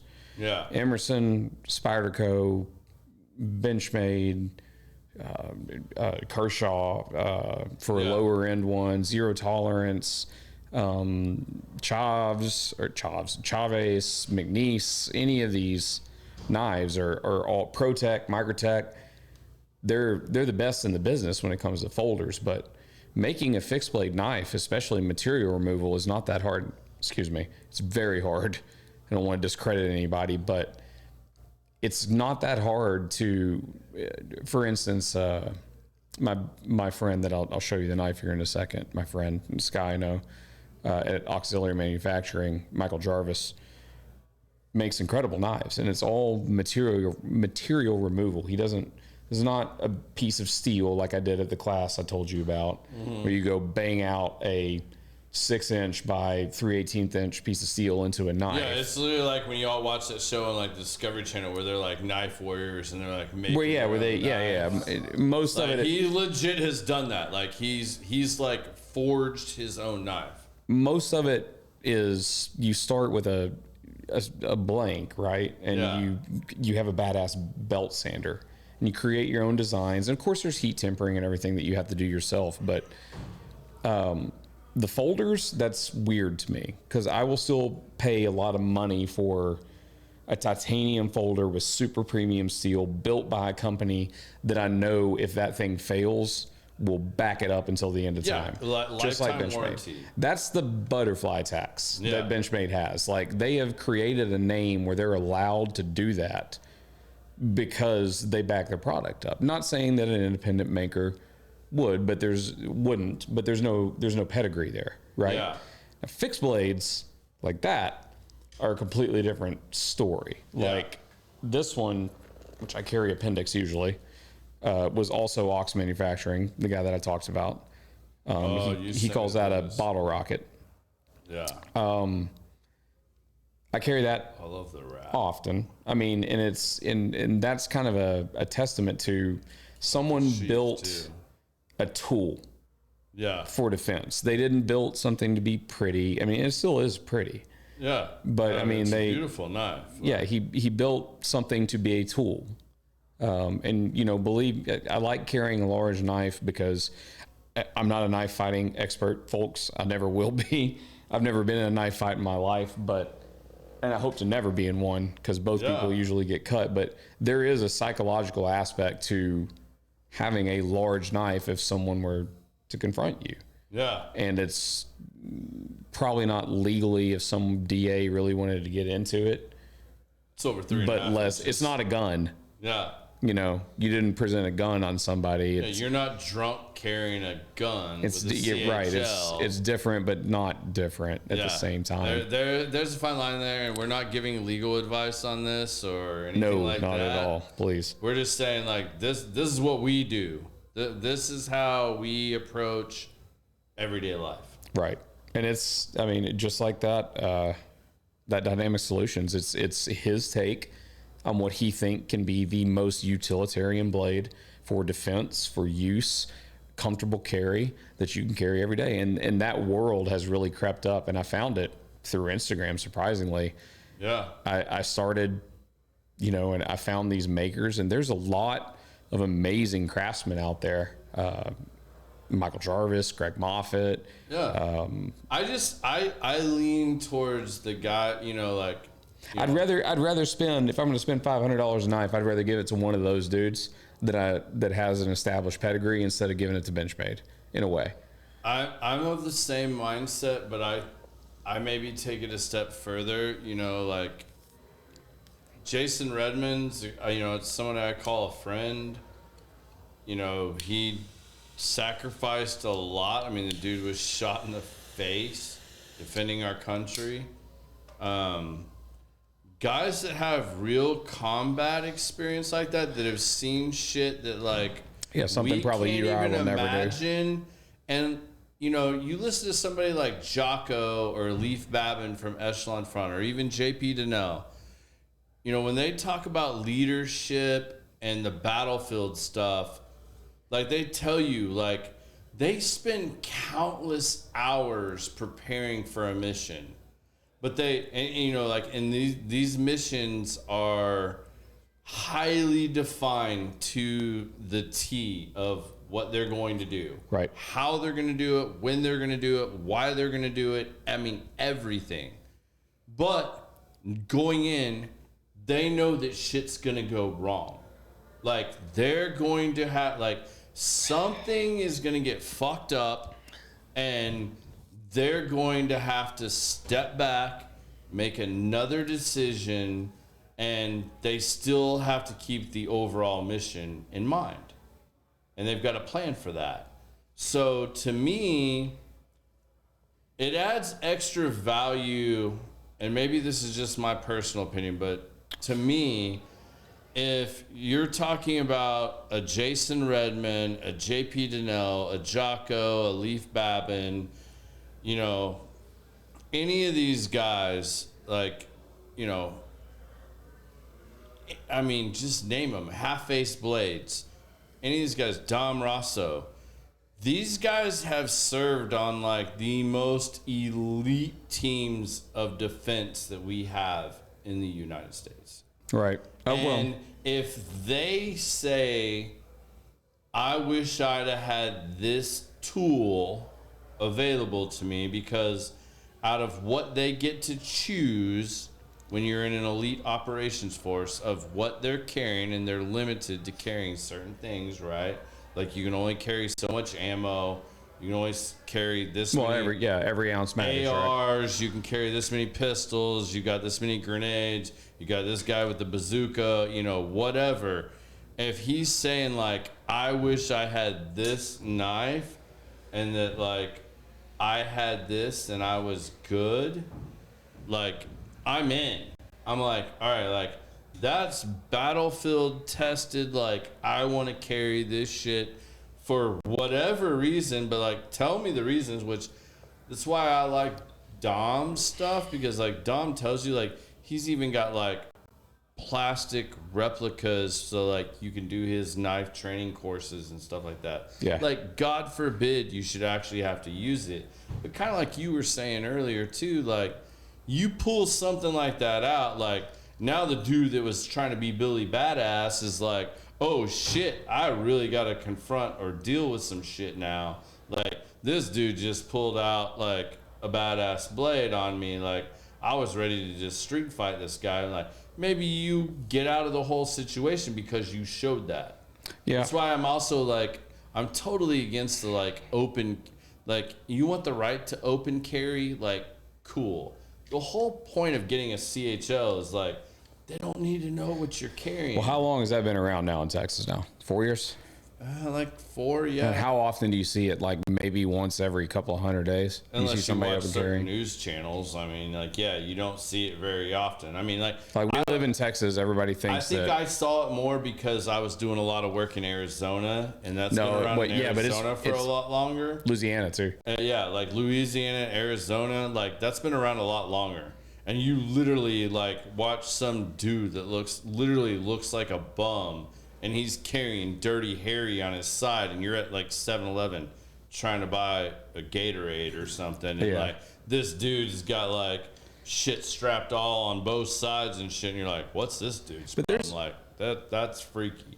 But there's a culture too, and I understand that one of them is a weapon and the other is not. But I'm going to make this analogy: is there are people that really appreciate the craftsmanship and workmanship of what it takes to make a nice 1911 or a nice revolver or anything. It's, you know, like more oftentimes I don't see some guy walking around with a Glock 19, which I have one, but you know, it stays away. Yeah.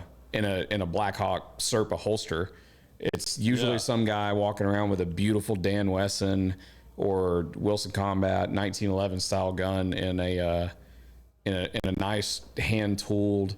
It's part of their ensemble, man. And it's just like the same thing as walking around with a nice watch. You have something that you're proud of, that you appreciate the craftsmanship of, and you want to show it off a little bit.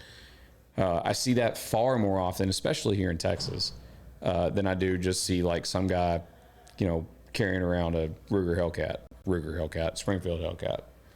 You know what I mean? Like, and I'm not saying that, you know, that makes it, I guess it's okay because I don't know. We weren't prepared to have a political conversation here today, not with all the black tooths and all the bullshit. But I'm just saying, it's like if you're proud of it, and you want to show it. But I have a question for you. Yeah.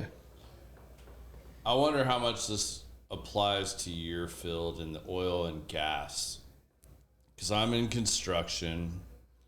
And this is something I battle with and that I kind of think is bullshit too. You know, and yet I don't conform to this or do this necessarily, but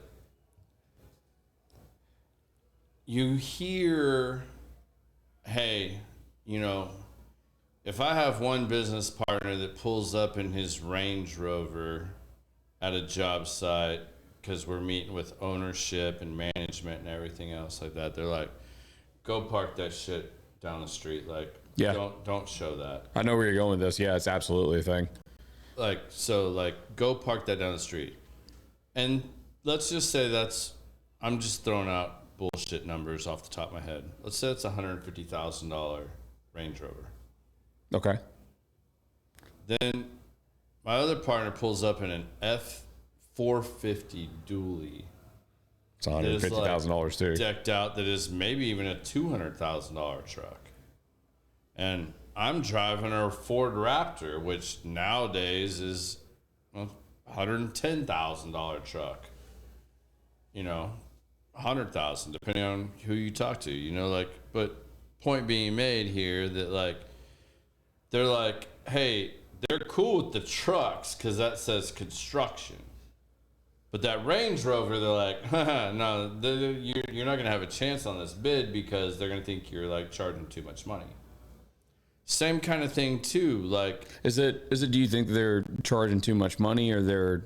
No, but that's what that's. Or do you think they're not like you? Like in a way, they're like, oh, this pretentious prick in his Range Rover can't drive a truck like the rest of us. I think it's more just the show of money or what's in their mind. We all know how much an F-250 costs these days. But, I mean, I guess some of these people don't and would say otherwise, because if you knew the values, like that F-450 is more than the Range Rover. Yeah, I know. Yeah. So you're okay with that pulling in and seeing this big ass dude get out of an F-450, but the Range Rover, you know, you got other ownership here, that's off limits. You know what I'm saying? It's the same thing like if I dress too nice on a property, like if I'm going to do a walk, like let's just say it's normal time of year, jeans, polo, maybe an element hat, element polo. I'm showing up looking nice. Maybe I have a really nice pair of like Luke Casey boots on, and I show up. That's totally fine. Well, yeah, because I mean, the type of person you're talking about is going to appreciate the boots more than anything. Right. I have a perfect example of this when you're done, by the way. Cool. And you know, like I could be wearing whatever watch, like that doesn't really matter. Like I'm not going to get any shit about that.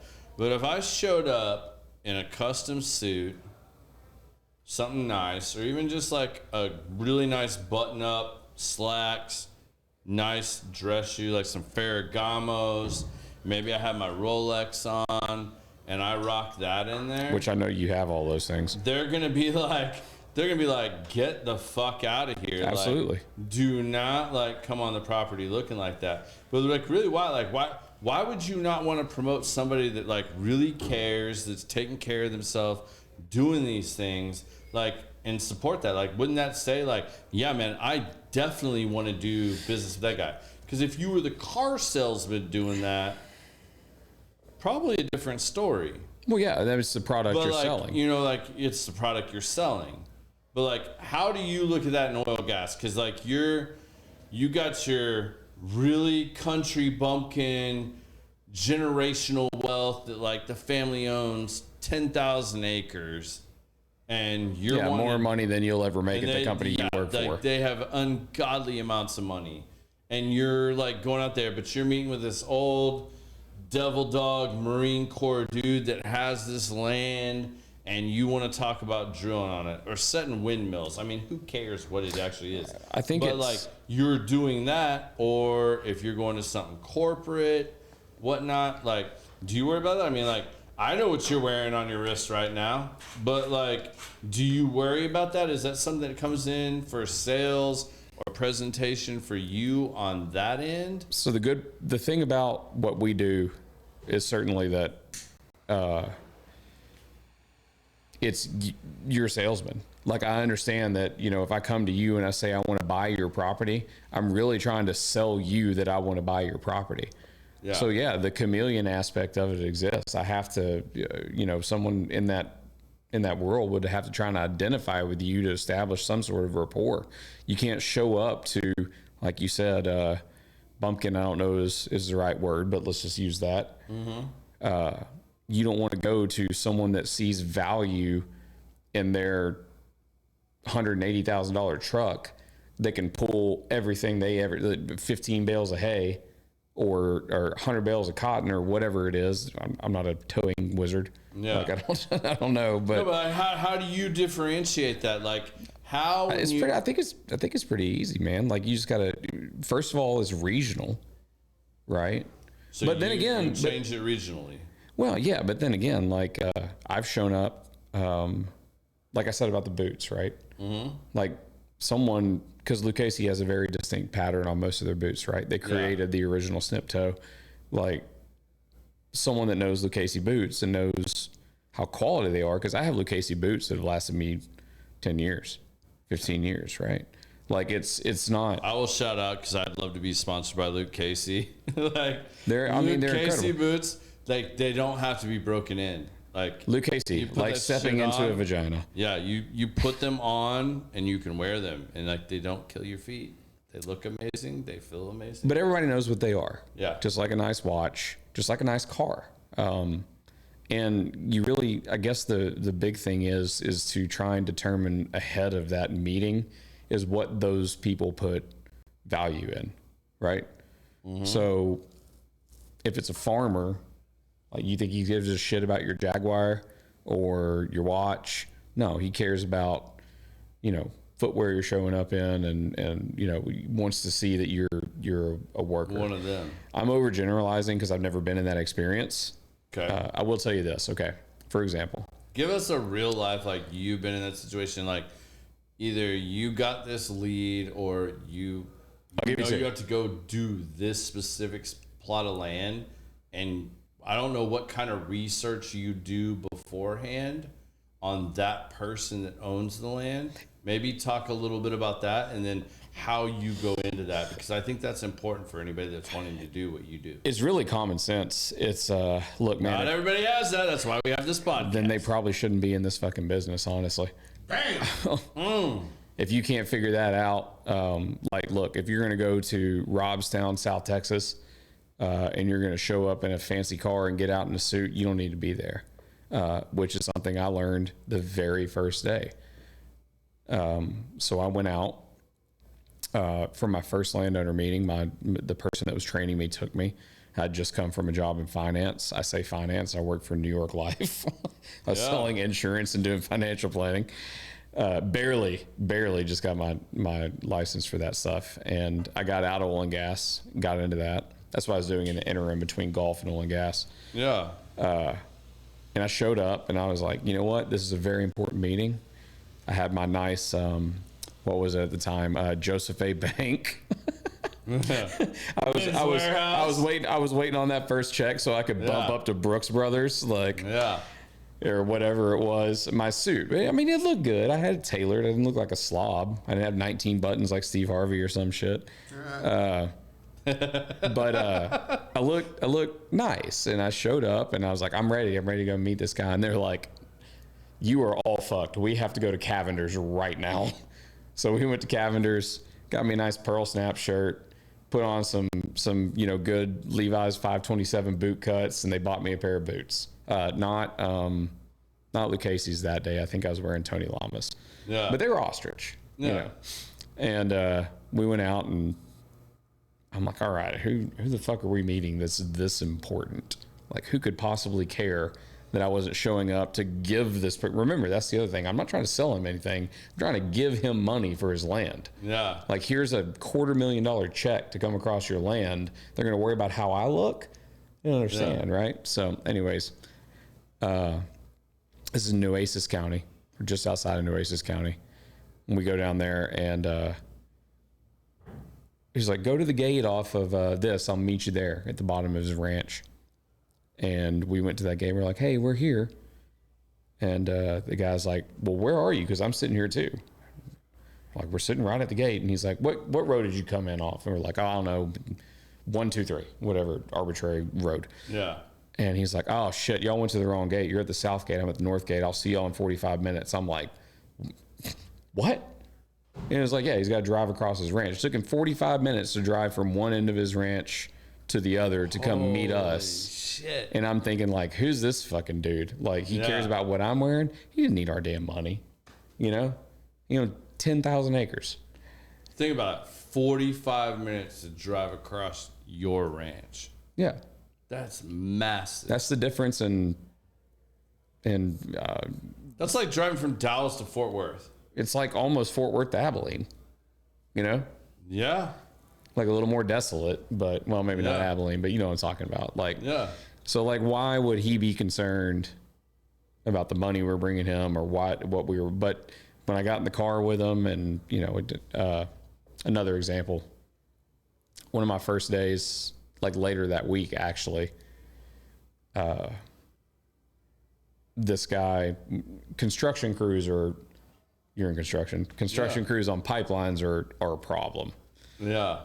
They are always messing up. They're always not following instructions, and cows get out all the time. I didn't know there were so many cows in the country until I started working in this business. Yeah. It's like every day is like, my cows got out. I'm like, for cows gone. Oh my God, another one? Yeah. So guy calls me at 4:30 in the morning. He's like, Terence, my cows got out. Come help me get them. I'm like, what? This is like my second week on the job. I'm like, what? So I show up at this house. I'm still sleepy-eyed. Like, I was like, all right, what are we doing? He's like, puts me on a horse. He's like, there's your ride. And he points at a four-wheeler. I was like, what, are you out of horses?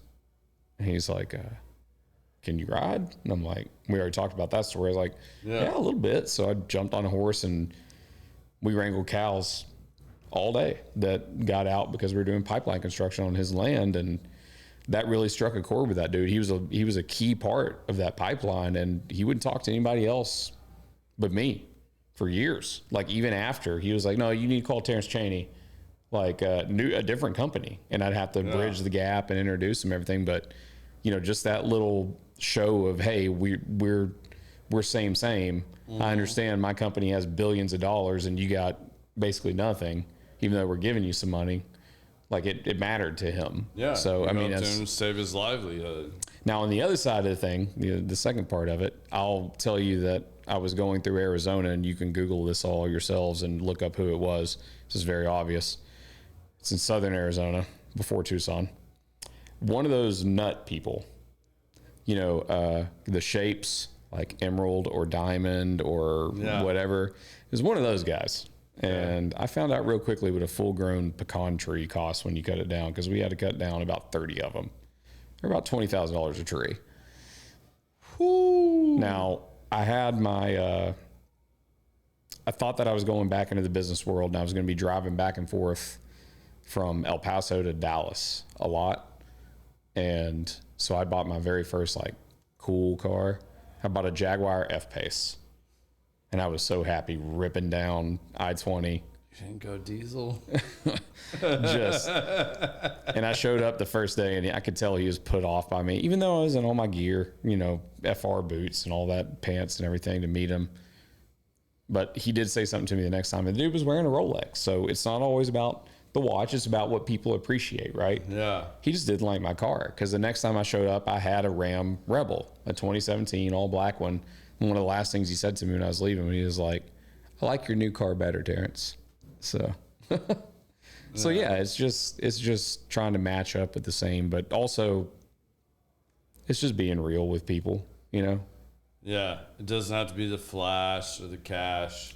No. And they never, you know, you got to go into every one of those negotiations expecting they're like, oh God, here's some Dallas douchebag or Houston dickhole trying to come and get my land from me and screw me out of this and screw me out of that and never let me. And they're going to fuck up my land and do all Yeah, this. they're going to leave trash all over the place. And you know, I really, and something I've kind of made my career on is trying to be growing up where I did and having all the land that I did is try and be, you know, cognizant of. Is like, I understand that we're going to pay you for it, but it's still your land.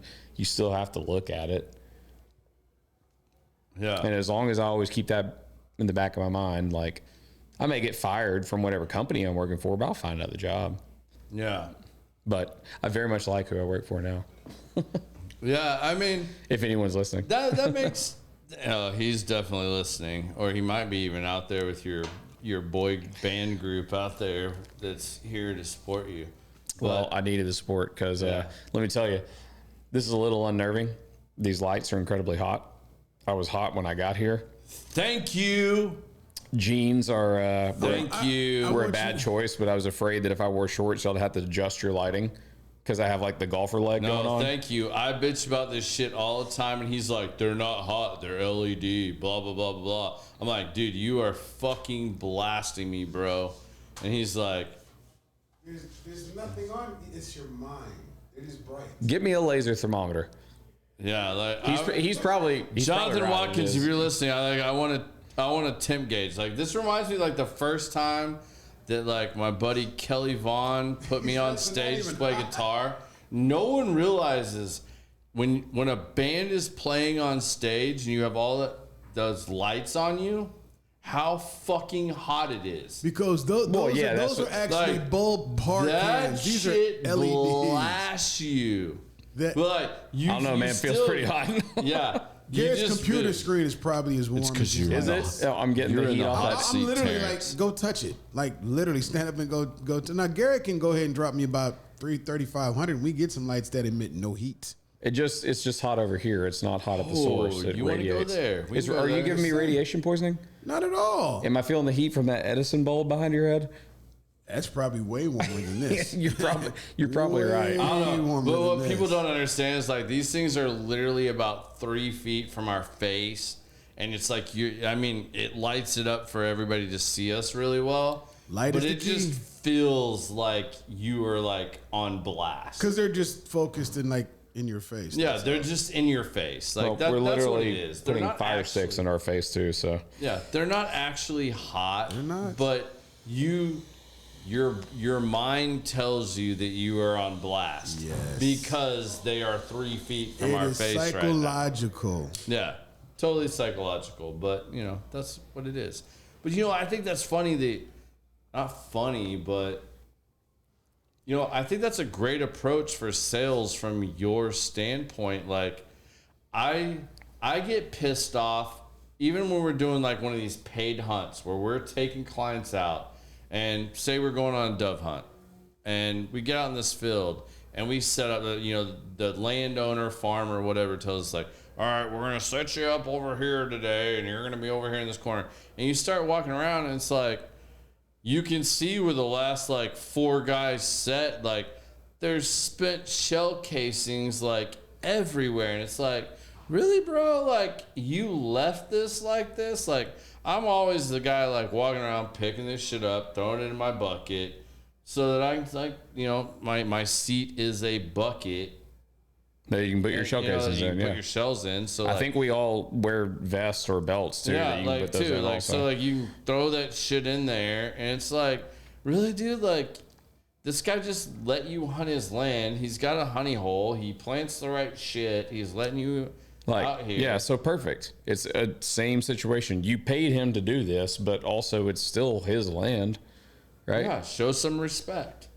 Yeah. Well, I mean, you know, that's something that we deal with. I mean, I'll move it to hunting. Like people leaving toilet paper all over the place and everything. We don't even talk about oil and gas. It's just in general. Like people don't really have respect for other people's property, especially if you paid for it. Like I know there's two very different classes of people in the world. Is like, hey, I'm paying you for this, so I get to do whatever I want to do. Mm-hmm. But hey, I'm paying you for this. Thank you for the opportunity is the other side of it, right? What do you think the percentage of that is? Like, unfortunately, skewed way too far like to the former. Yeah. Yeah, like 30% are like, thank you so much. We really had a great time. They took care of the shit. The other 70% is just like, fuck you, I paid for it. I mean, it's like in public spaces too. It's like the difference in people that will drop trash or walk to a trash can. Like same kind of thing. I mean, it's the same thing. Like, I mean, I have a client that like every time we go to a punch, like it drives me nuts. Like I know my guys haven't done their final punch, they haven't done their final clean, all this stuff, but like when I'm walking around with them, man, like I get handfuls of trash. Like if I see some shit laying on the ground, like I pulled up a bottle that I guarantee you, like it ended up being like an entire beer bottle that was in the ground and like half a brick. And like picked it up and you know what? He actually said something like the last time we were walking around the building. He's like, "Hey man, I really appreciate that." And I'm like, "Dude, like trash is trash. Like it's got to get cleaned up at some point. Like whether it's our trash, your tenant's trash, or whatever. Like I'm not leaving this job site like where it can even be questioned that like that's my guy's shit." Like, that's just part of the game. Like, you don't walk around like you watch, like, in multifamily, especially, like, man, nothing pisses me off more to, like, see, like, my guys get ahead of the ownership or management group and they walk right past some trash. And then I watch that owner or that manager or that RVP or whoever pick up something. And then they're carrying it with them until we get to the next trash receptacle or the dog bin basket or whatever to throw it in there. It shit drives me absolutely insane. And you know, like, care about it a little bit. Well, like to go back to oil and gas, there are landowners out there, even with, you know, their thousands of acres, they'll sit out there and watch, and they'll make, you know, comments or requests or even sometimes demands, you know, like, hey, you're not going to build this pipeline or infrastructure or whatever it is unless you use this contractor, because I've watched them before. And they're like, well, sorry, we're not going to use them. And they're like, okay, well, your price just fucking doubled then. And what are you going to do as, you know, oil and gas company A that's like, you're like, okay, guess we'll pay it. Like, because they're protecting a relationship when really what you should be doing is protecting the relationship with the landowner. Because here's the thing, I argue with engineers about this shit all the time. They're like, well, hey, look, the slope is better here for hydraulics if we do that. I'm like, that's in the middle of their property. And they're like, so we can't put the infrastructure in the middle of their property. We cut off acres of them having their access to their land and put it on the edge. And they're like, well, we're going to lose, you know, X amount of barrels a day on that. And you're like, I'm sorry. Like, they said no. Like, but just, I'm like, dude, they own the land. They said no. We have no project without the landowner. So maybe just do what they want. Like, a lot of the time, oil and gas, I'm probably shooting myself in the foot here by saying this, but I don't believe that the companies that I work for do this, but they're very fair.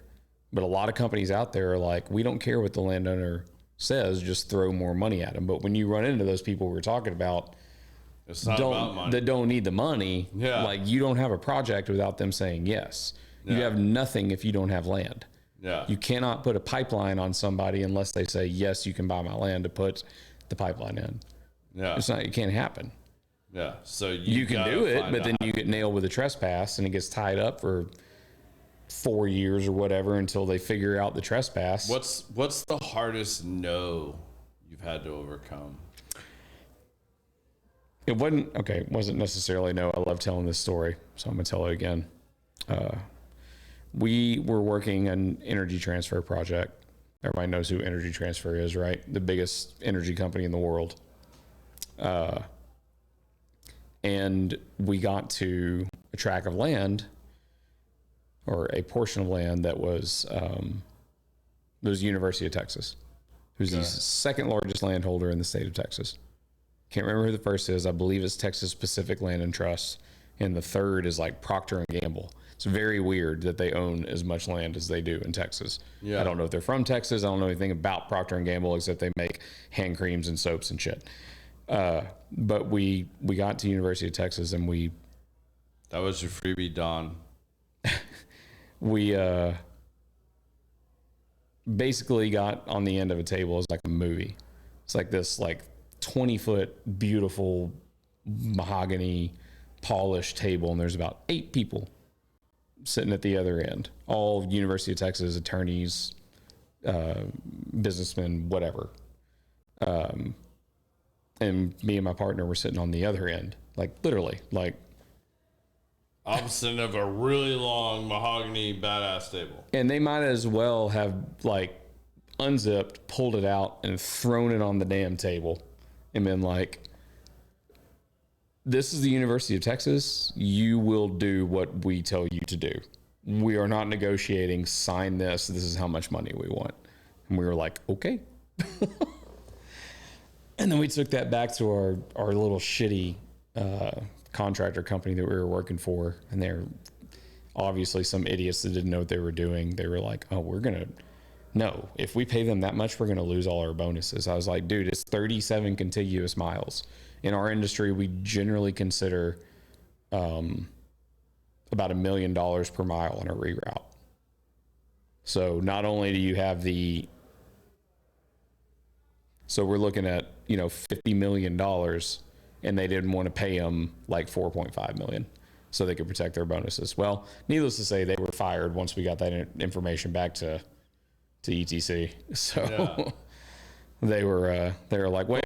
They were like, just pay them so we can put this pipeline in. It was 300 miles. It was from Pecos to Juarez. What's a really hard no, though, that you had to overcome?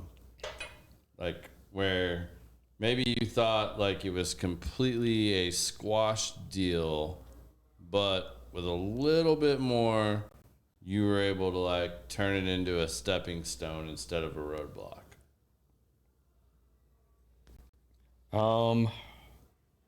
It happens all the time. There are people out there that you form bad relationships with, or some predecessor normally before you, and you have to go in and deal with it. And I understand exactly what you're doing now. So yeah, sometimes we utilize people that have great relationships in certain areas to help us get through that as a company. But I can't think of one in particular that we got through, just because there have been so many. There are so many people that say absolutely no, but then everybody has a different motive, right? Yeah.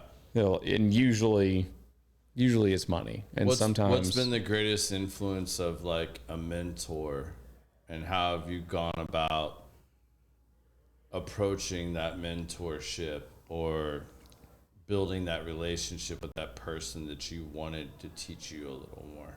Like when I started? Any point in time in your career. I've had several, so I can think about multiple ones through different points of my life. So maybe what's one for you? Everybody always says I want a mentor. Well, how did you find somebody to mentor you or teach you, or who did you seek out? Why? And then how did you build that relationship to where they wanted to take you under their wing and show you the ropes? And I've been fortunate.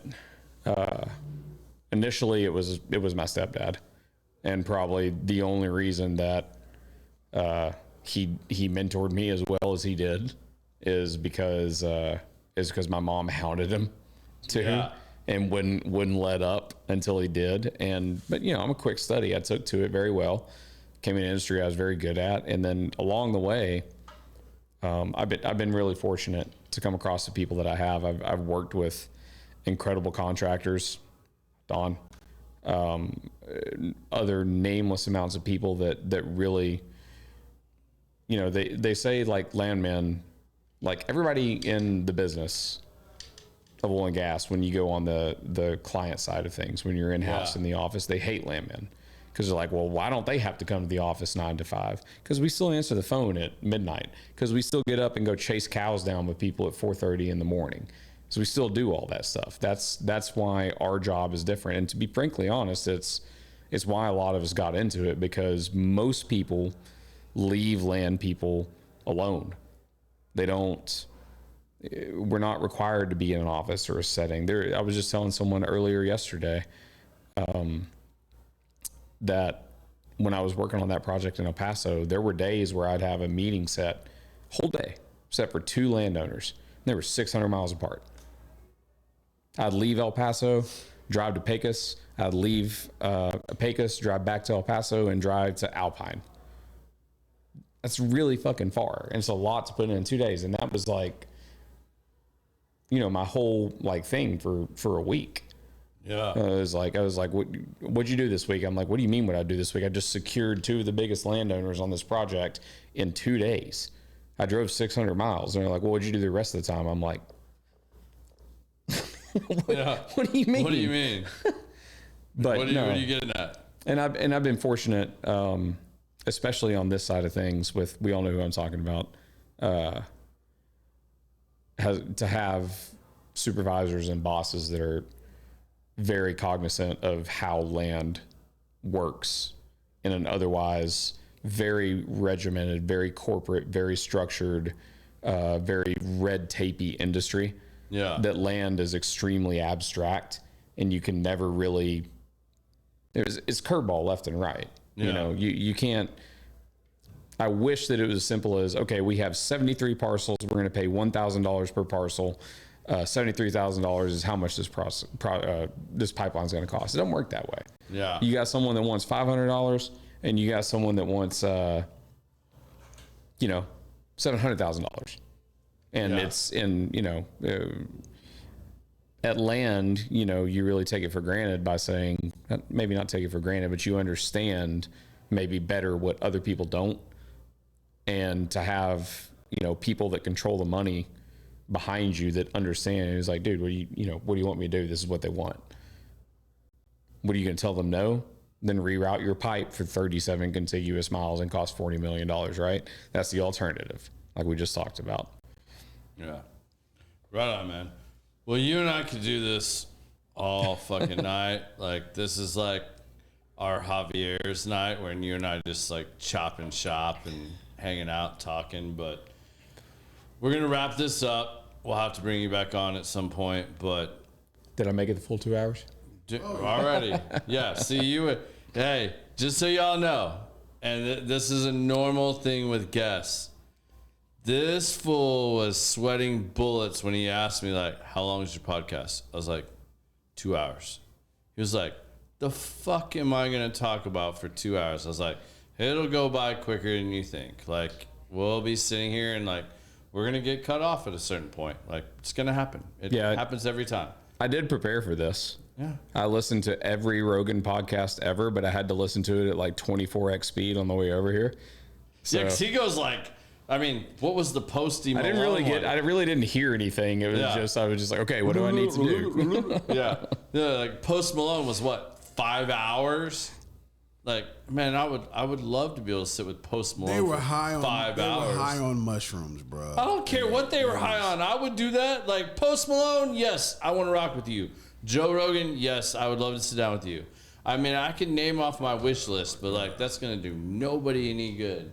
But I will say, this has been a lot of fun sitting down with you, man. We wrap up every show with the same 2 questions. Yeah. So let me just say something first. Yeah. I think this is such a good platform, and like not necessarily just you in general, but I'm glad that, podcasting has taken on what it is. It didn't just, another thing like a Vine, like we said earlier, that died out.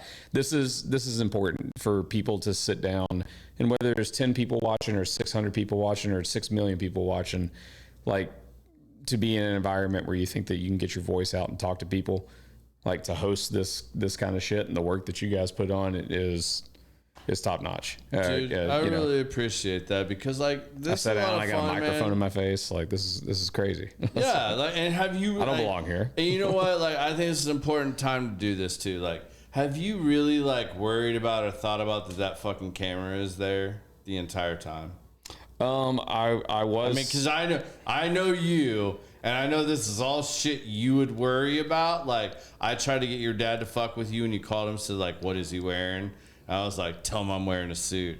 Like, I wanted to see if you're gonna like go like change I'm impervious to Tim's bullshit these days. It doesn't matter. He's lost his ability to get one over on me a long time ago.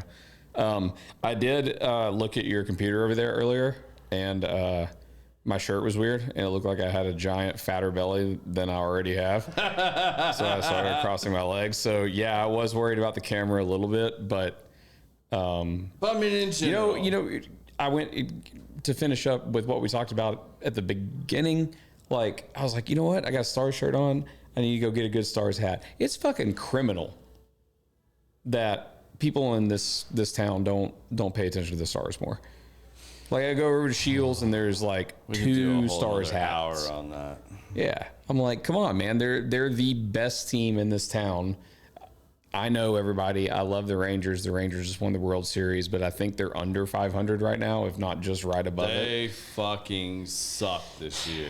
I mean, talk about a team. We spent our entire reserve tank and our whole gas tank. Give me 5 more minutes. Yeah, because I got something to say about that. Yeah. Like, who thought that the Rangers of last year, with anybody other than maybe Adolis or maybe that's about it, would win a World Series? When we went through the years of having, who's the first batter you got to face? Ian Kinsler? Shit. I mean, you still had No, go back farther. When you got Kinsler, Andrus, Adrian Hamilton, Beltre, in that order. Yeah. Napoli. Yeah. I mean, go all the way back there. Yeah. Like, I mean, I know they got robbed. I know, well, they made it pretty far, and the Phillies kicked our tails in. But we got robbed. We for sure got robbed. did not think that would be the team that did it, but I'm super proud of them, being a longtime Rangers fan, and I mean, maybe the general message of this whole podcast is don't buy shitty knives. Get on Instagram, seek out guys that are making cool shit, really good shit like his knife, and also pay attention to the Stars, because they're the best team in this city that's got a chance to win a championship every single year. Yeah, and yeah. If your star is blue, maybe get a green Sharpie. As a season ticket holder of the Cowboys, I gave up my Stars year before last. I gave up those season tickets. What do you think right here? I'll give you 100 on under 12 wins. On what? Cowboys this year. Oh, yeah. You want over 12? No. You take over 11? No. 11.5? No. No? No. All right. See? No. Biz? Absolutely not. I don't know shit about that. No. Like I'll take over 11. No, I'll say this like right now. You want to go the opposite? I'll take over 11. You'll take over 11? Over 11 wins. I'm in. All right, bet. Yeah, right. All right, y'all got it on the show. Because if we don't go over 11 wins and we don't make it if we don't make it to the Super Bowl, I'm saying it right now. The Dallas Cowboys. I am giving up my season tickets. Switch them to the Stars, man. Switch them to the Stars. No, I'm going to sell my paid off 2 seats in my parking pass. I'm going to give up my license agreement. I'm going to sell my 2 tickets in my parking pass. If we don't at least make it to the Super Bowl, I'm going to give it up. So I've kind of, and I'm just going to go to the games that I want to see, and I'm moving on down the road, because I agree with you 1,000%, because I want my star seats back. My business partner has amazing Maverick seats right behind the visitor bench, like 3 rows behind the visitor bench. I would rather watch the Mavericks or Stars than just continue to get my brains beat in with my Cowboys. So I haven't been paying attention to much after Derrick Henry came here, bought a house, and they didn't even give him a phone call. I was out anyway, and I'm a lifelong Cowboys fan because my dad is from here. So did CeeDee Lamb ever show up? Did they settle that shit? No. They're in promising negotiations now, but who knows? Look, homeboy's going to make fucking $18 million this year. He needs to just play. And if he wants to leave next year, he's going to hit with the biggest bag of money that is possibly. So is Dak. Yeah, because of what just happened with Dak, man. Like, everybody wants to hate on Dak, but like, Dak puts up the shit. Like, see, I like Dak though because I met him. He's not an asshole. No, he's not an asshole. He is a wow. Troy Aikman's been a bigger asshole to me personally when I've ran into him more times than he's been cool. And I worked with the Cowboys back when I was like in high school. And they actually were winning Super Bowls and shit. And the reason I stopped Emmett, cool. Dion, cool. Dick, he's Dion. Because I'm not black. Michael Irvin, loud and obnoxious, but cool as shit. Michael will chop it up with you all day long. Michael's cool as shit. But what's funny is, what the media says were assholes, and I'm going back to the Super Bowl days, who they said were assholes were the nicest guys in the world. Yeah. The ones that they said were great, that came and gave them the great interviews and talked to them, those guys were the assholes. It wasn't the Charles Haley's. Dude, Charles Haley was so damn nice. Like, and I've been around Charles when he's in one of his moods too. Like, trust me, if he's in one of his moods, you don't want to hang around him. But like, that's anybody. It's the same reason why when I have NFL guys on here, I don't like go down that road with them. Like, they've been interviewed about their playing career and their statistics a gazillion fucking times. My wild ride from the buffalo pasture. About that. Your what? My wild ride in the buffalo pasture when I was getting chased by took me on to Haley's Ranch, which is right next to my family's ranch out there in Wills Point. Just interesting that you said that. Yeah, but I mean, like, it's legit, man. Like, I hate the fucking media. I'm not even gonna go down that road. All right, we're gonna wrap this up. We're already like way over. Apparently, we're supposed to go to lighted par 3 golf course or whatever. Yeah, we'll PGA. see about all that. But all right, 2 questions we end the show with every time. So, considering you kind of have a daughter, if you had to give your child one piece of advice, what would that piece of advice be? 1. Don't be an asshole. Like, there's no reason you got to wake up every day and think that the world's against you and try and, you know, be defensive all the time. Like, there's just like we've been talking about with how you got to act like a chameleon or whatever. You can be genuine, still get what you need, and not be a shithead to the most people that you come across. Like, I can't stand when, you know, some people go to a restaurant and like someone's trying to take their order and they're like, oh yeah, I'll have a Coke or whatever, you know, like, shit drives me crazy. Like, maybe not be an asshole, but maybe realize that we're all in this shit together. We're all humans. We're all on the same planet. We're all working through our own different, insane bullshit that everybody else is. Yeah. Just try and be nice. But if somebody wants to be a dick back, fuck them up. Yep. You know? I second that. All right, last question. This is a time where it's Common Sense Podcast. You get to give your 2 cents. Like, if there was something I asked you tonight that maybe you thought about it now because you've been thinking about it while we've been talking and you wanted to say something else, or maybe there's just something in the world that's weighing on you. It's just, Terrence, you get to give us your 2 cents. Give us your 2 cents. I wish you would have. I wish you would have led with that. Yeah. Well, that's that was. You should ask those questions in reverse, because that was the most philosophical shit that I've said tonight. You know what? I'm gonna have to reverse it. You know what? Right at the beginning of the podcast, you said, "You know what, sports fans, let's roll it out with that to let you all down with, you don't get my Plato-ish moment. If you're gonna like a team, learn the fucking team's history. Don't be like, who's your favorite player? Oh, Jamie Benn. Like, which I love Jamie Benn. Let's not get that wrong, but you know, shit, man, I don't know.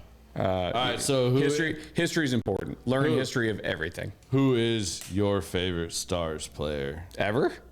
No, like current. Let's go current. Oh fuck! Come on, that's not fair. You just said it. Learn your history. Who's your favorite fucking player? I'm going to contradict myself here, but I guess it's probably still Jamie, because he's settled into the role that he's supposed to be in now. He's that third line, second line, Brendan Morrow type. He's like, hey, don't fuck with my team. Let Wyatt Johnson, Logan Stankoven,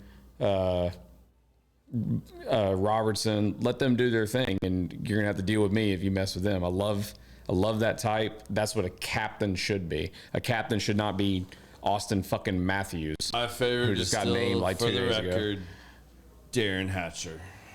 You said current. I know, but my favorite, I'm gonna roll with Hatcher. Dude, that's bullshit. You're gonna like, of course I'd have said Hatcher like a million. You know who my favorite is? Is Daryl Sador. I'm gonna roll with Hatcher because or Jankowski.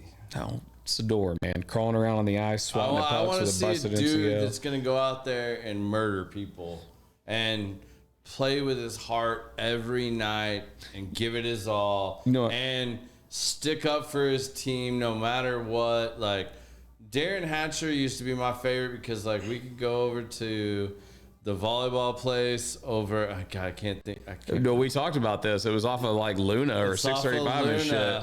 And we used to go there. Hatcher used to be out there for quarter beers on Sunday, man. And like, that dude legit has Tourette's. Yeah, and like, he really does. They would take him off his medicine in the playoffs, like quote unquote from him, talking to him, hanging out when I was like 21 years old. And he would be like, yeah, man, like they just turned the beast loose.